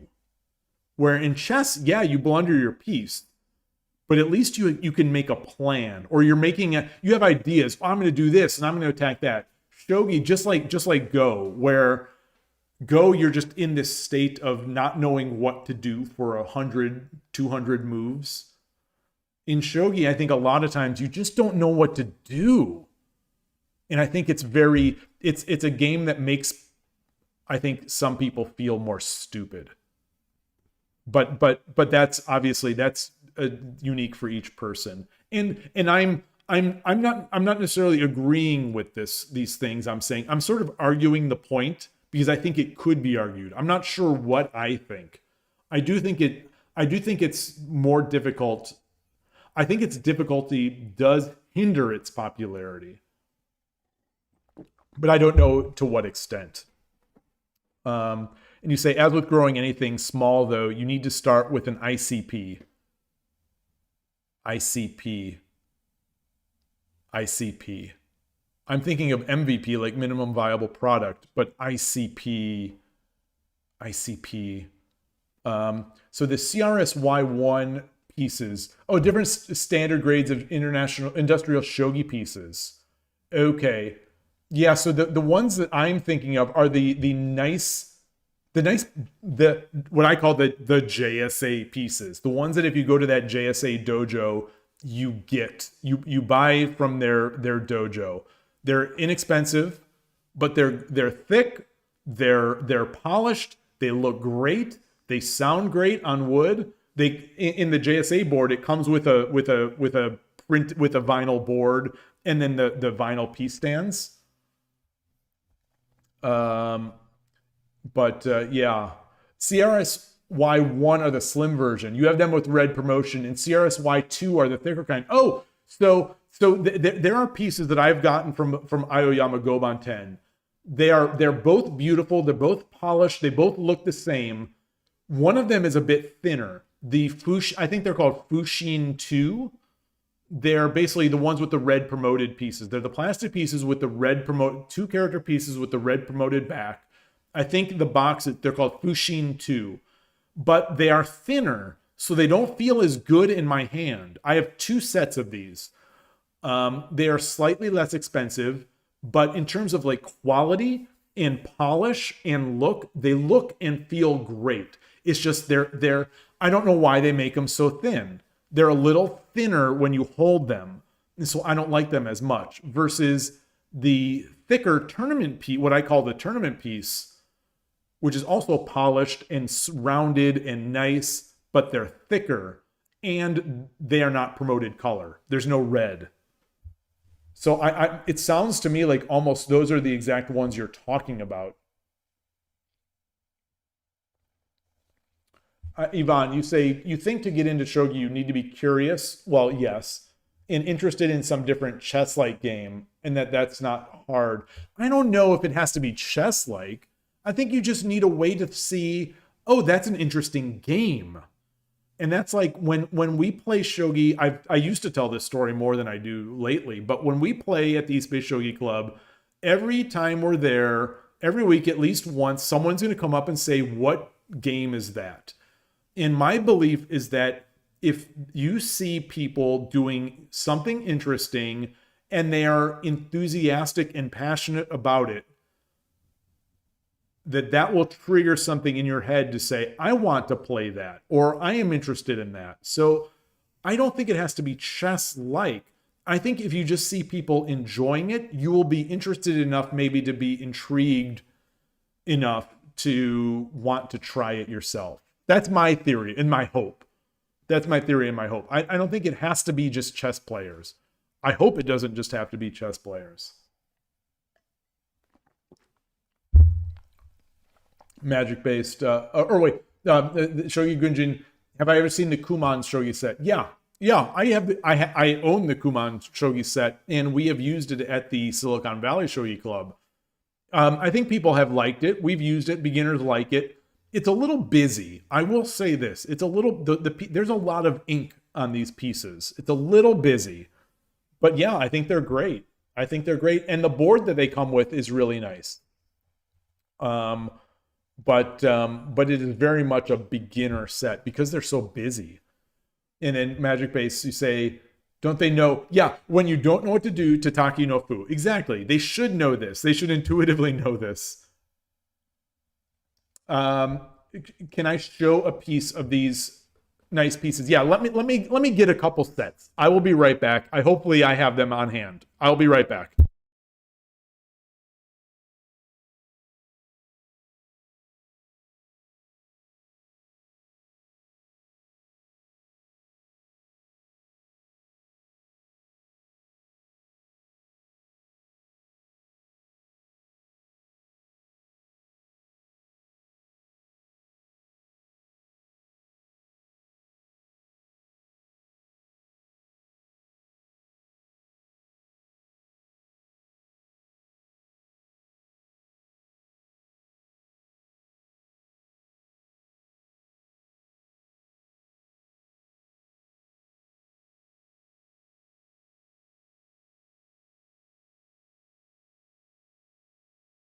All right, back, and I've got the 2 sets. Got a box here of these what I call the tournament set. I have these extra shogi bags from Shogi.cz, which I bought when I bought Shogi.cz pieces. But so here is I don't know if you can hear this sound. Like there's a good sound to these pieces, but like here's I don't know if this is gonna, like, here's a king. The thickness, let me see here. Either nicely polished, big pieces, thick, nicely weighted pieces. A knight, then the promotion. So there's these are they're thick, heavy pieces. These are the tournament pieces. Here are what the Fushin 2, which are also great. They also sound good. If you could hear, it's a higher pitch clanging because they're thinner pieces. But it's also they're polished, they're rounded, they feel great, but they're thinner. So like, let me get a king. Let me get the king. So here's the other one, and here's this. So you could see together. There's a thickness difference. I hope this is showing up. So this piece is thicker. This piece is thinner. These are the Fushin 2. But like the knight here, you could see it's very thin. Like it feels like a potato chip almost in my finger. It's really thin. But the backside is beautifully promoted. I love the red promotion. So these pieces would be great, except they're just so thin. So I never use these. I have 2 sets of these. But I never use them because they are thin. Because they're thinner than I would like to. The tactile feel of shogi and playing shogi is so rewarding. I love playing with a nice set of wood pieces, but I also love playing with a nice set of plastic pieces. Like I would rather play with plastic pieces than most wood pieces, quite honestly. I would much rather play with these nice wood pieces, these nice plastic pieces than the wood pieces. Like the cheap wood pieces that they have on Amazon, I hate playing with those.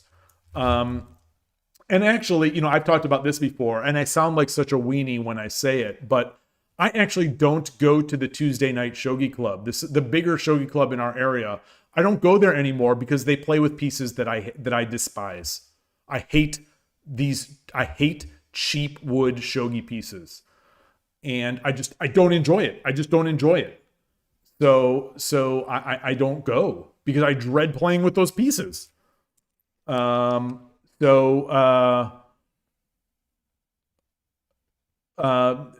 you say for the promoted rook, does it use? Oh, let me look. Let me pull that out. So this is the Fushin 2. This is the promoted rook. Rook. And then for the tournament set, and I think I might have seen some variations. I don't know, but I'm looking here. I'm finding every bishop here. Give me a second. All right, hold on. Let me free up my hand and get these out. I'm just not finding a rook. Goodness. There we go. So the rook, and there's the promoted piece.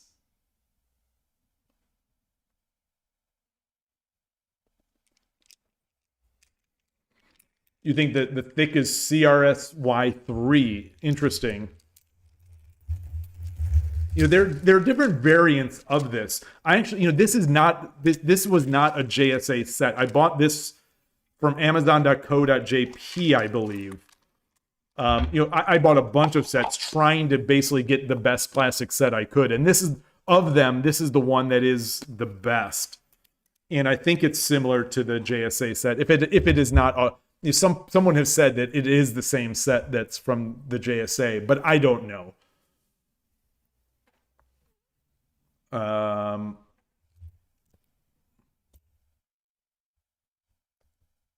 No, I have played with Tsuge set. So that's what I'm. So I would love to play. I love playing with nice wood pieces, with high quality wood pieces. Especially playing with some nice Tsuge pieces, but it doesn't have to be Tsuge. I've played with nice maple and nice that Ono Ore, I think is nice. The Nekomato Hidechi premium set, which I have. And that's nice. That's nice too. But all I'm saying is that most wood piece sets are cheaper. Most that I have seen are cheaper, and I would rather play with I would rather play with a nice plastic set. I would rather play with a nice plastic set than a mediocre wood set. And obviously, the tsuge pieces do not qualify as mediocre. The boxwood, I guess, is our word for it.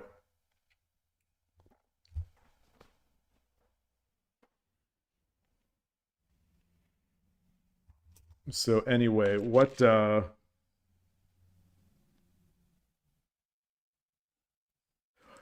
you know what the Japanese terms to look for? So we at the US Shogi Championship in 2025, I don't know if you saw that event. On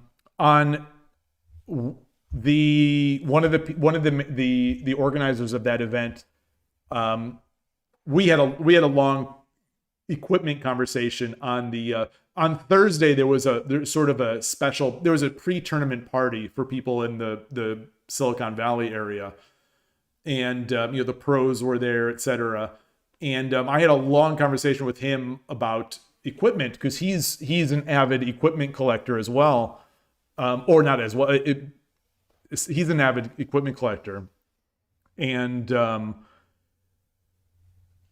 the piece sets that we used on board one, and then on the second day, the finals, were his pieces, and they were the one character, really nice high-end one character pieces. So the first day was the high-end single character pieces with the red promoted side. These beautiful tsuge. You can't even, until you've touched the highest quality shogi pieces, you can't even imagine. These are many hundreds of dollars, this piece set. And then the finals day that we streamed was the NHA. It was the NHK tournament. So if anyone's seen the NHK Cup, they have that sort of iconic single character piece. And those are like $1,000 for that piece set, I think. And very hard to find, but I think they're like $1,000 if you find them. And that was used for the semifinals and finals. And the promoted side is not colored on that, but it's still stunning. And they feel so good to snap, and they sound so good on a nice board. But yeah, it's a real pleasure to play with those. But like I was about to say, in terms of being nervous to play with them, he's just so generous. He let the players play with these beautiful piece sets, these beautiful, expensive piece sets. And the board that we used was, also very nice. I think it was a the 6 centimeter table shogi board, single piece, beautiful kaya board. I have to imagine that thing was at least these days, at least in the $700 to $1,000 range for that board. I have to imagine. And I say hundreds just because the exchange rate has come down so much that it's our dollar goes very far. But it's amazing. Shogi equipment is incredible. So is chess equipment. So is chess equipment. But shogi equipment is awesome. Alexis, you have 2 inexpensive sets. One wooden, you bought it from a German site, but you think they're reselling the basic Nekomato wooden set, and the plastic one you bought at ESC. Is it worth buying an expensive set if only you use them by yourself for studying? Any particular recommendations?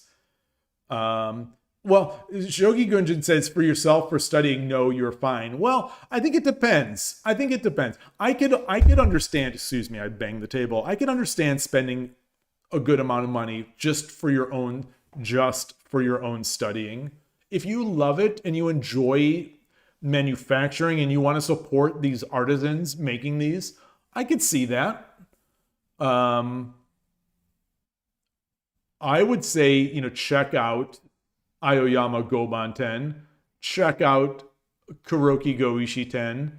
I think both of those have beautiful piece sets for relatively reasonable prices. The shipping is going to be an ordeal. I think, an ordeal. Especially with Aoyama Goban 10, because you have to you have to email him to basically get these orders going. He speaks English, but it's not as simple as going to Amazon.com, clicking the button, and then having the products arrive at your house. So those are good. If you can find the single piece, really expensive sets, more power to you. I think those are really nice. But those two sites are great, and I trust both of them. I trust Kuroki Goishi 10 and Aoyama Goban 10. They're just great to work with. They're not always the most convenient, but they're diligent. Their shipping is amazing. Their quality of product has always been incredible. So look to see what you like, the style you like, and then go for it. But obviously you don't have to. To get better, you don't need beautiful pieces, but I don't think it hurts.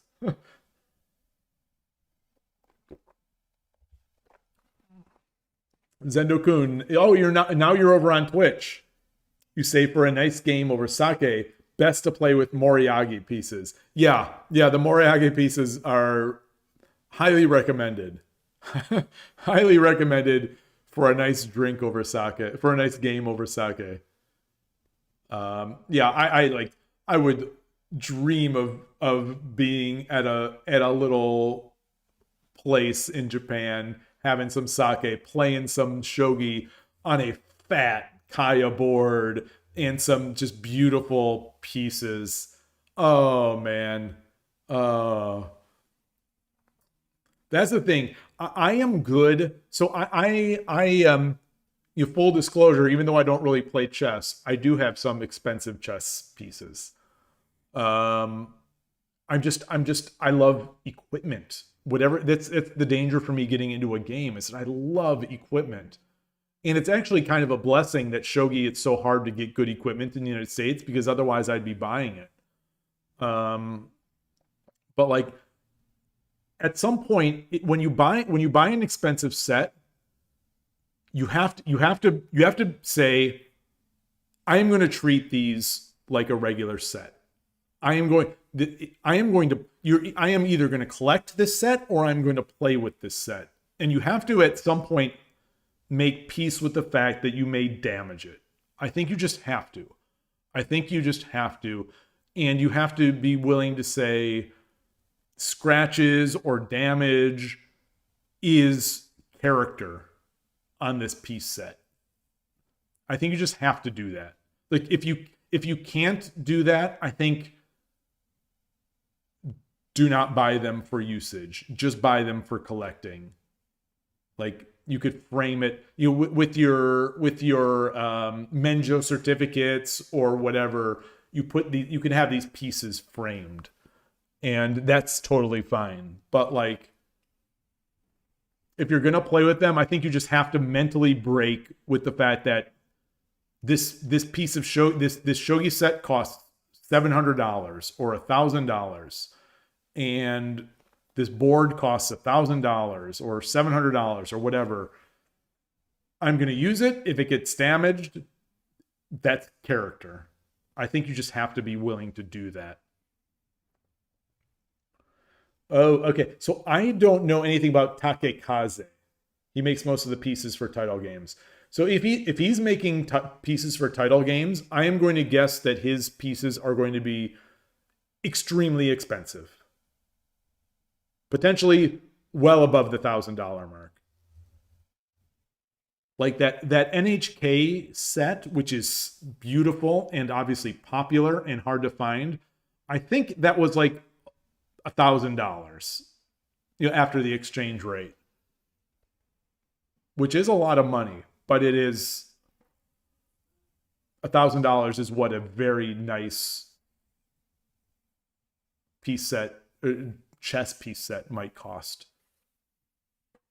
I think that's near the high end for quality, actual playable tournament chess piece sets. $1,000. Like Noi or Noi in Slovakia. It's a family of craftsmen who make beautiful Dubrovnik pieces. and others. I think they these days, they've gotten so popular, but these days I think they're in the $1,000 to $1,200 range for one of their chess sets. Just the pieces, not a board.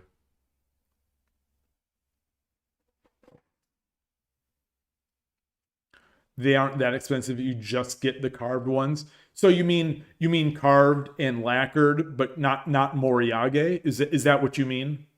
If you don't get the Moriage ones? So Moriage, I believe, is the one that it's carved and then lacquered and then lacquered on top. So the lacquer actually is above the piece.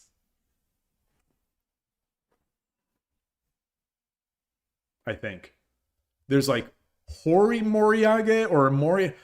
I don't remember the differences. So shogi piece carving Moriage class. Moriage Goma raised lacquer shogi pieces. Yeah. The absolute pinnacle. So Moriage and then hand carved is Hori Goma is carved. And then I don't remember what it's called if it's not lacquered, and I don't remember what it's called if it's lacquered but not raised lacquered. Yeah, Alexorus. So you say, wouldn't Moriage conflict with snapping the pieces? Well, you can still snap, and it does impact it, I believe. And I think so. I have asked someone like this. I think that conversation I was having with that other that shogi equipment enthusiast. I think I said, won't Moriage pieces wear off and flatten out? He said they don't because of the treatment, but I don't know if I believe that. Like, if you use Moriage pieces every day, I think it is going to, I think it has to level out. Or, the paint would just wear at some point off on the board. I don't know, though. Maybe Shogi Gunjin knows. Yeah, Horigoma. Horigoma is the one that's filled. Okay, so, and you're saying Moriage, it does get damage. Okay. That makes, not that this takes all that much intelligence, but intellectually, that makes sense to me, that you have this piece raised, every time you snap is doing some minuscule wear on that raised lacquer surface. Emperor Rex, you wish you knew of shogi when you were in Japan. Would have helped with military stress. It would have helped with military stress, but it would have added shogi stress to you. Which maybe shogi stress is the worst stress. It would add that, but then maybe you would have ended up spending all your money on shogi pieces. You'd have gotten addicted to buying shogi pieces. Yours is a little bit damaged, but you hadn't gotten it new. Interesting. Did you get yours from a title match? Are you dancing around the fact that you spent $1 billion on a title match piece set? So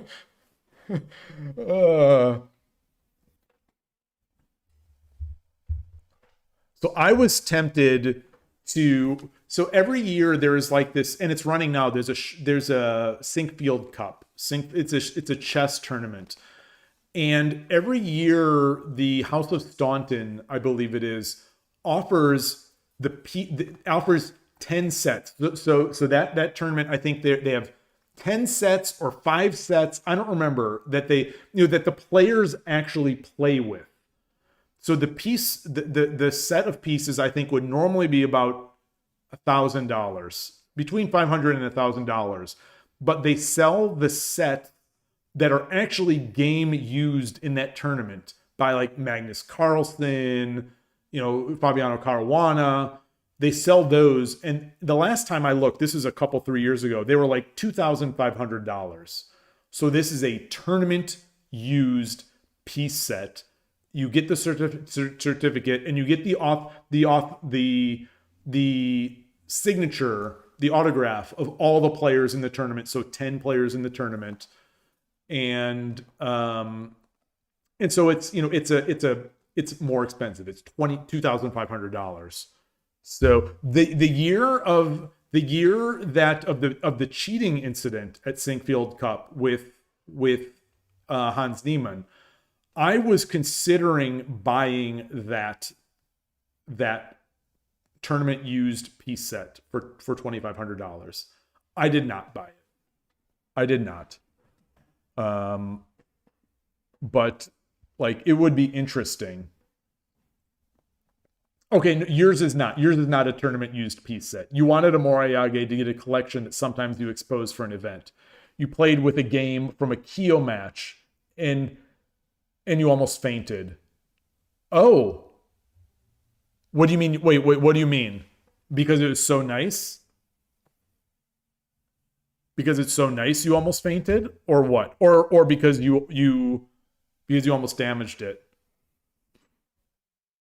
Emperor Rex, compared to the cost spent on alcohol, Shogi would have been a godsend. Yeah, that's true. That is true. Yeah, on more ways than one. Yeah, it's, boy, I utmost respect for people who have gone through that, for the sacrifices that people make, and in the life they have to live after. Oh, okay. Pieces from the 1990s Kyo. You were really worried not. Okay, so you were really worried not to damage it. Wow. So those would have been a Habu? Habu would have played? Habu would have been Kyo in those days?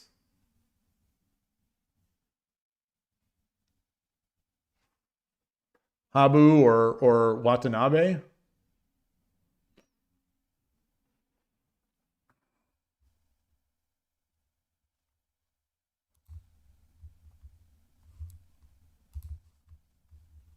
Where are we? Let's go back. Let's get some Shogi on the screen while we talk.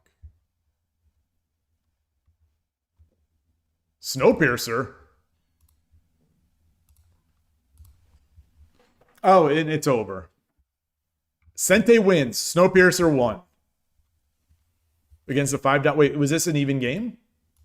Heck yeah. Heck yeah. Was this a rated game?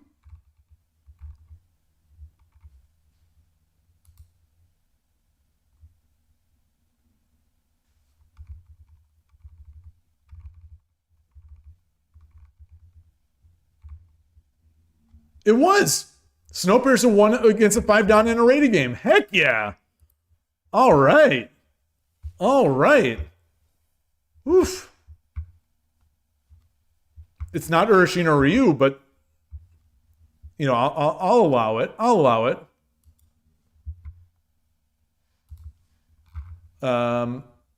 right. Well, I need to start a game up here. Nobody that I know is playing right now, so I'll just open this Wild Sharks again. Okay, it was from Habu, and you can't remember if it was Morishita or Goda. Wow. One of the tournament organizers, the father of this person I was talking about with equipment, he has he has 2 fat shogi floorboards. One of them on the bottom has Habu's signature on the bottom of this incredible floor shogi-ban. And he, because he's one of the organizers of the San Francisco Shogi Club, he managed, they've been involved, I think, in the San Francisco area shogi scene for a long time. So, they get to know these pros. They're the ones bringing the professionals in sometimes to come to our events. I think they sometimes house the professionals. I'm not sure. But anyway, So he has interacted with Habu, and Habu signed his board, and it's just incredible. And like I talk about using them at this event at this pre-tournament party in 2025. We were at his house, and he had these floorboards out, and a bunch of us were playing on them. Some against the pros, some just against each other, but just really generous to allow people to use this incredibly expensive and dear equipment. The one signed by Habu, it's almost I don't want to say it's priceless, but effectively these are priceless artifacts almost. And so very generous to allow someone to use it, to play on it. So really fun times.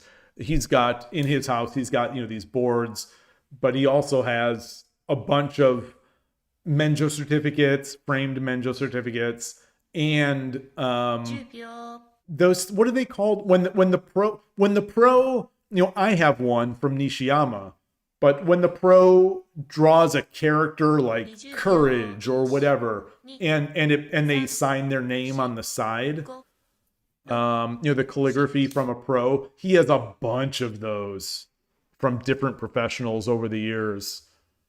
And it's really cool stuff. Emperor Rex, you say, we had the chance on cultural learning, not military way, unless being subversive. I'm not sure I understand.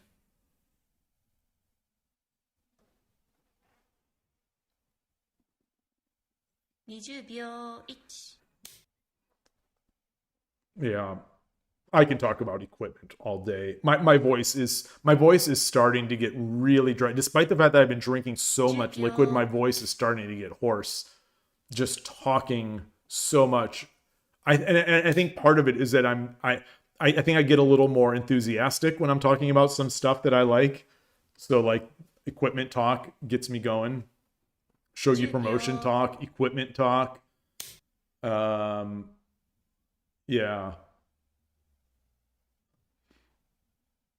Shogi Gunja, now you're on YouTube. You felt alone on Twitch. Better be here. Twitch. So right now we're at a low point. We only have 6 on Twitch, and we only have 7, saying 7 now. So we only have 6 on Twitch and 7 on YouTube. So no one is alone. It's just a little quieter.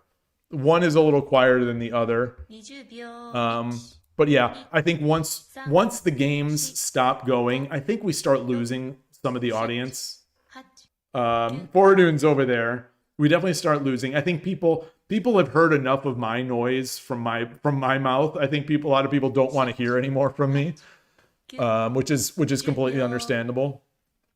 I think also on YouTube, I notice especially on YouTube when the games stop playing, when I stop playing, I think YouTube often will clear out a little faster than Twitch. And I think that's because most of the YouTube viewers are from Japan. So they want Shogi, they want English, but I think they also want the Shogi. And maybe it's a little more difficult to follow what I'm talking about when I'm just talking about random stuff. Because I think a lot of them on the Japan side are watching to be able to do some sort of English learning. So I try to be respectful with what I'm doing here and not just blab so much or talk so much. Yeah, Alexis, you say for you personally, the discussions are often more interesting than the games. Yeah, I think it's I think there's a mix. I think there are some people who hate the discussion. They hate the discussion. They want just game. I know there are some people from this, and I understand it. There are some people who don't really like the games very much, but they love the discussion. There's some people who like both, and there's some people who hate both and they stop viewing the channel. A lot of people who hate both. But yeah, it's tough. You know, I try to balance. I do try to balance. Like, am I going to be talking a lot this stream? Am I going to be playing a lot this stream? Am I going to be reviewing a lot this stream? The game reviews, I think I've said this before, the game reviews are the thing that I think get Twitch to clear out very quickly. When I'm doing extended game reviews, and this is all just, you know, what I happen to notice and look at later, but I think Twitch generally clears out the fastest when I'm doing game reviews. So I try not to do the longest game reviews possible, but some days like yesterday, I really want to review those games. Like my goal in some of these streams is to improve, is to play and improve, and reviewing games, especially when I have some strong players in the chat, improving, or, you know, taking time with the study is very important to me. So I do that, even if it means we do lose some viewers. But it's a balance. It's a balance.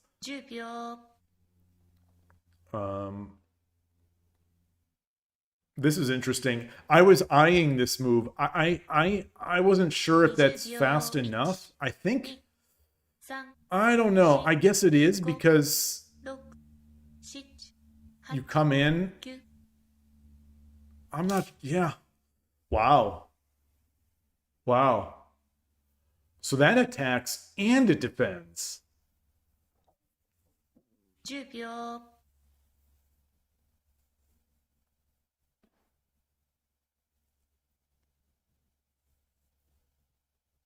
20秒 1 2 I like Gote here. I like Gote here because it feels like there's a lot of room to run. Maybe that's not the case. I guess you drop the gold, he runs. Oh, okay. So I'm going to learn from this one. I am going to learn from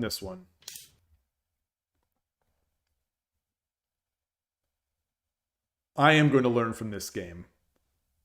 Yeah, that ends all the running really nicely. 20秒 1 2 3 4 5 6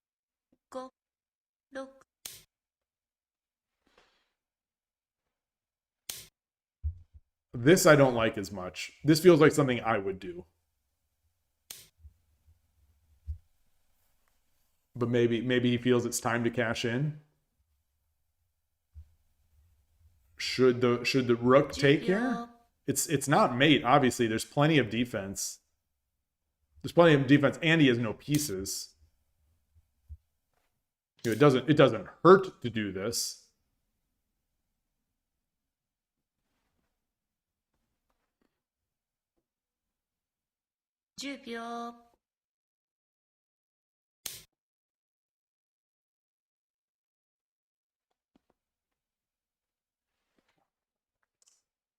Zendo-kun, one thing unnoticed is that it's harder to find a place or opponents who want to play a longer time control. For a beginner, there's just a lot to think, and the time is not on one side. Yeah. No. We haven't talked about that today, but we have definitely talked about that topic. That there is just once you get, let's say that you go to a convention and you acquire a new user. Let's say you acquire someone who's a new Shogi fan, a potential new Shogi fan. Then what? There's nowhere to take these people because online is such a travesty. Online Shogi is so rough. 81 Dojo, it's hard to sign up. It's an ancient looking site. It's not going to appeal to modern sensibilities for people. But more importantly, ignoring all the other stuff, like it's hard to sign up. the players are there are not many beginner players on 81 Dojo, and at the lower ratings there are a lot of sandbaggers. So not only are they not beginner, but they're actually really strong. So it's kind of you can't get a good game as a beginning player. You can play on, say, the most popular site is Shogi Wars, and Shogi Wars has is easy to use. It's easy to sign up for, especially if you're on mobile. It's a nice enough UI, but the thing is, it's only fast. It's only blitz. So for a beginner who doesn't know what they're doing, they have no time to think. There's no slow games. The new site Kyo is out there, and there are slower games, and there is that casual mode where it shows engine moves. But the rating system is pretty bad there, and matchmaking is rough. So Gote wins. Good game. So even though the time controls are good, it's hard to find, it's hard to find a true beginner there. So it's really difficult. Lee Shogi just has really strong players in general. There are some weaker players, but their rating system also, it has some meaning, but it's hard. It's difficult to find good games as a beginner and good slow games. Chess.com, Lee Chess. If any time of the day, anytime you want to play against any level of player, you're going to be able to find great games. Shogi is just not that. It's just not that. Shogi Ladder, good point, and I should have mentioned this. Shogi Ladder, it can help beginners find others looking to play longer time controls. It's tough because a beginner's not going to find, a beginner has to find this, and then they have to sign up for the Discord, and then they have to sign up and arrange their matches. It's a great resource for beginning players, if not the best resource for beginning players. But you need to invest your time to do it. It's not like going to a site, clicking a button, and just getting fairly matched games. Yeah, and there are so many stories of people in the West cutting their teeth and getting strong by playing on the ladder. And it's a great resource for people. It's a great resource for people who are willing to do it. But it does, it has a higher. There's a barrier. There's a barrier to entry. And but it's a great resource. And people in general on those games, they like to analyze. Analysis after is part of that. So on the ladder, just to let people know who don't know, you play someone stronger than you and you play someone weaker than you. So you get both perspectives.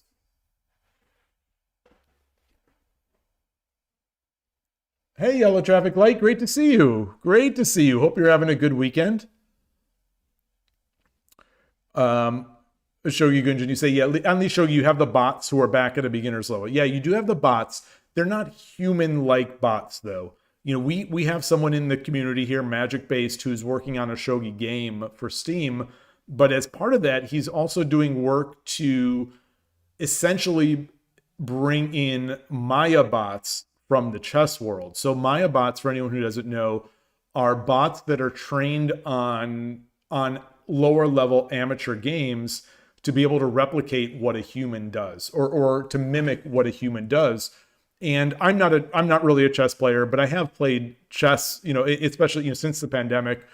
I was trying to, I watch a lot of chess. I don't really play much chess, but anyway, I played these Maya bots, and I speak them up so much. I hope they're still good, but I really felt like you could have just said, you could have just match made me with these Maya bots, and I would not know that they were bots. I thought they were they played very human, and they were really enjoyable experiences.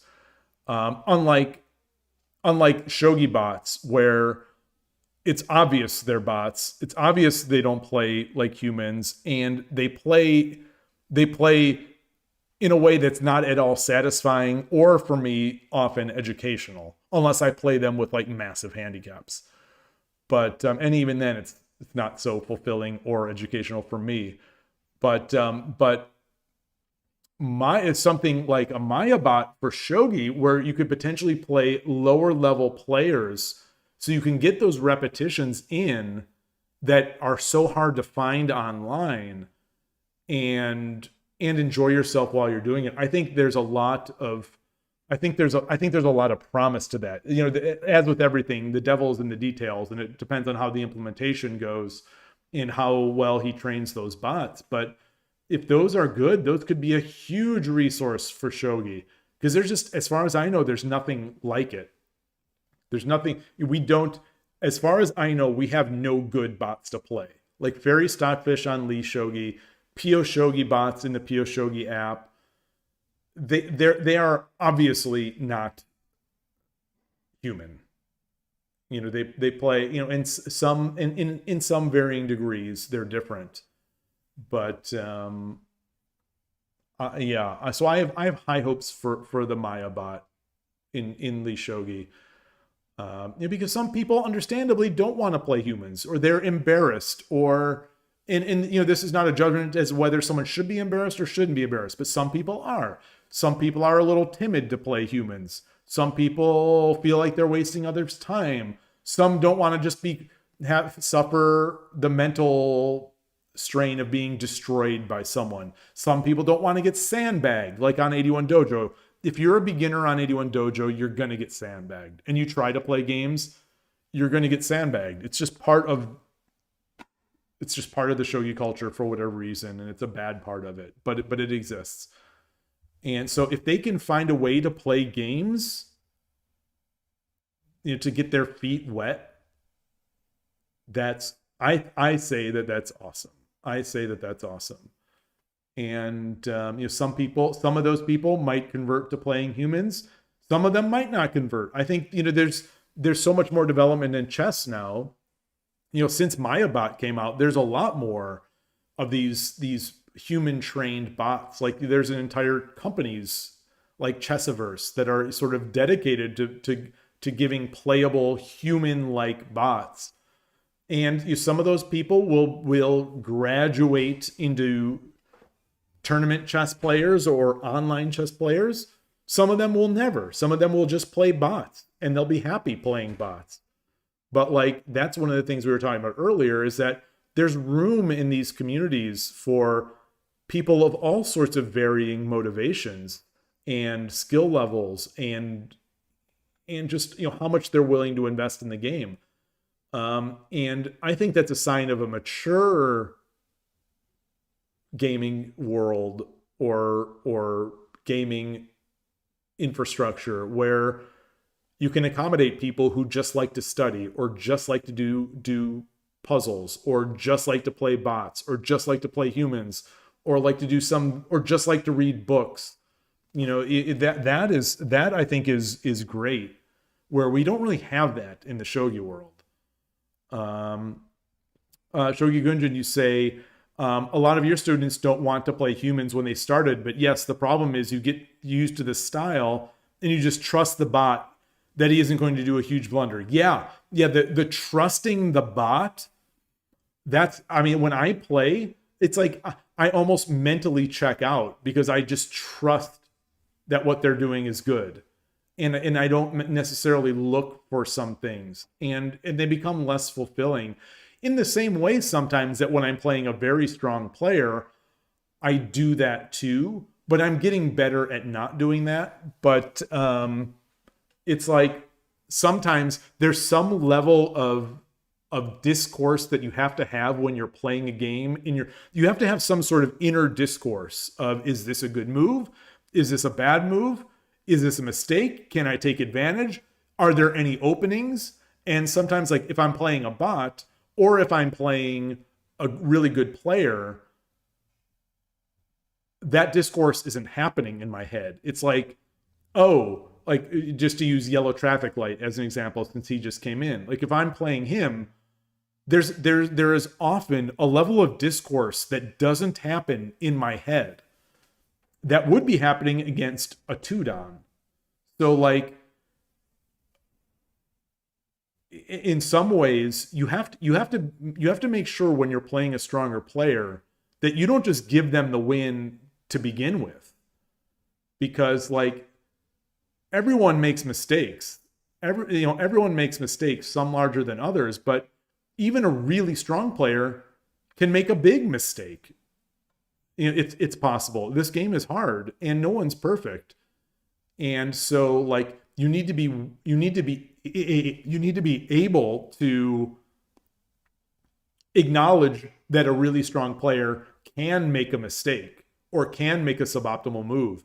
And I've like, how many times, like when I've reviewed games that I've played like against the San Francisco Shogi Club online meetups where I'm playing one of these players and it's like, oh my gosh, if a 1Q would have made this, like, we see a move that the opponent made that turns out to have been a mistake. And I don't even consider an attack or taking advantage of it. But it's like, if a 1Q would have made this move, I would have instantly made the best response. It's like, I would have instantly put myself into the winning position. But because it was a 4-dan, because I'm playing a 4-dan or a 6-dan or whatever, this person that I respect so much, I didn't even think about it. So anyway, yeah, that's a whole separate topic that I love talking about, and you can probably hear my voice is getting very sore. Howard, you can't play bots. You need someone to trash talk. Fair enough. Zendokun, oh, you joined the ladder. Awesome. I'm so glad Foradun mentioned that. I'm so glad he mentioned that because, yeah, the ladder is a great resource, and I hope you like it, Zendokun. I would like to watch more ladder games. I don't see, when I am streaming and when I'm watching games, I don't see many being played. Like just like I like to stream these WSL games, I would like to stream ladder games. I just don't see many being played. I guess that makes sense. The ladder is not as large. WSL has tons of players. But the ladder also has it has games every week. So it should, the fewer players, but more games. It should balance out. Maybe it's just because most players are in Europe and maybe I'm not at my machine when they're playing.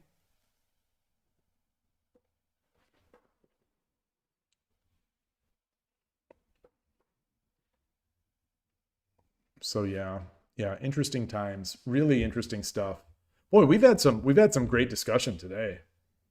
I'm going to be paying for it later. I'll need to have some ice cream later to cool off my throat. But this has been fun. This has been really fun. So as always, I appreciate it, everyone. I think I am going to cut out now before I get too hoarse. Because the water has not been helping, and the water and the tea and everything else has not been helping. So I'm going to close it up here. Thanks, everyone. Thank you again, Shogi Gunjin, for that subscription with Prime. Thank you again, Alexarus, yesterday. Thanks to everyone chatting. This discussion has been amazing. And congrats to the people who played the WSL games. Great games. Really fun to watch. Oh, and Seichan, hello. You say that you heard USA Pona in Shogi Wars is a bot, but its strength drastically changed during the match. It was interesting. Oh, I have not heard of USA Pona. I've seen the other Pona bots. As I have the bots turned off on Shogi Wars, so I haven't played a Pona bot in a long time. But it'd be interesting to hear if the Pona bots got better. And by better, I mean more human-like. Like, when I used to play the Pona bots, it would be like, I get this huge advantage, and then all of a sudden they play perfectly. And, it just didn't feel like a human. And it was not frustrating, but frustrating for lack of a better word. So anyway, yeah, I'm sure they've been working on it because Heroes is working on AI, and they have DL Shogi, which is one of the top shogi engines. So they're working on that stuff. So we're talking about training bots to be more human-like in Maya. I think Shogi Wars would be in a great position because they have the most games. They have this huge body of games. Just like I think Shogi Wars would be an amazing company to start making Opening Explorer. All this chess-based Shogi Explorer type work that we would benefit from the Shogi world. I think Heroes is in the best position to do it because they have this huge corpus of games, of amateur games, of very strong to very weak amateur games. And so they've got the data, and it's all about the data. And so, I would pay to have access to more analysis features from Shogi Wars that have like Opening Explorer and those things. But anyway, great to see everyone. I'm going to stop now. Thanks so much. Have a great weekend. I might stream tomorrow. Like I said, I do not have a club tomorrow. Our club is on hiatus tomorrow. So I am going to, if there are WSL games, I may stream those. I may play some of my own. I need to get more training in. So that's it. Thanks, everyone. I'll see you soon. Take care. Thanks as always, and have a great day. Bye.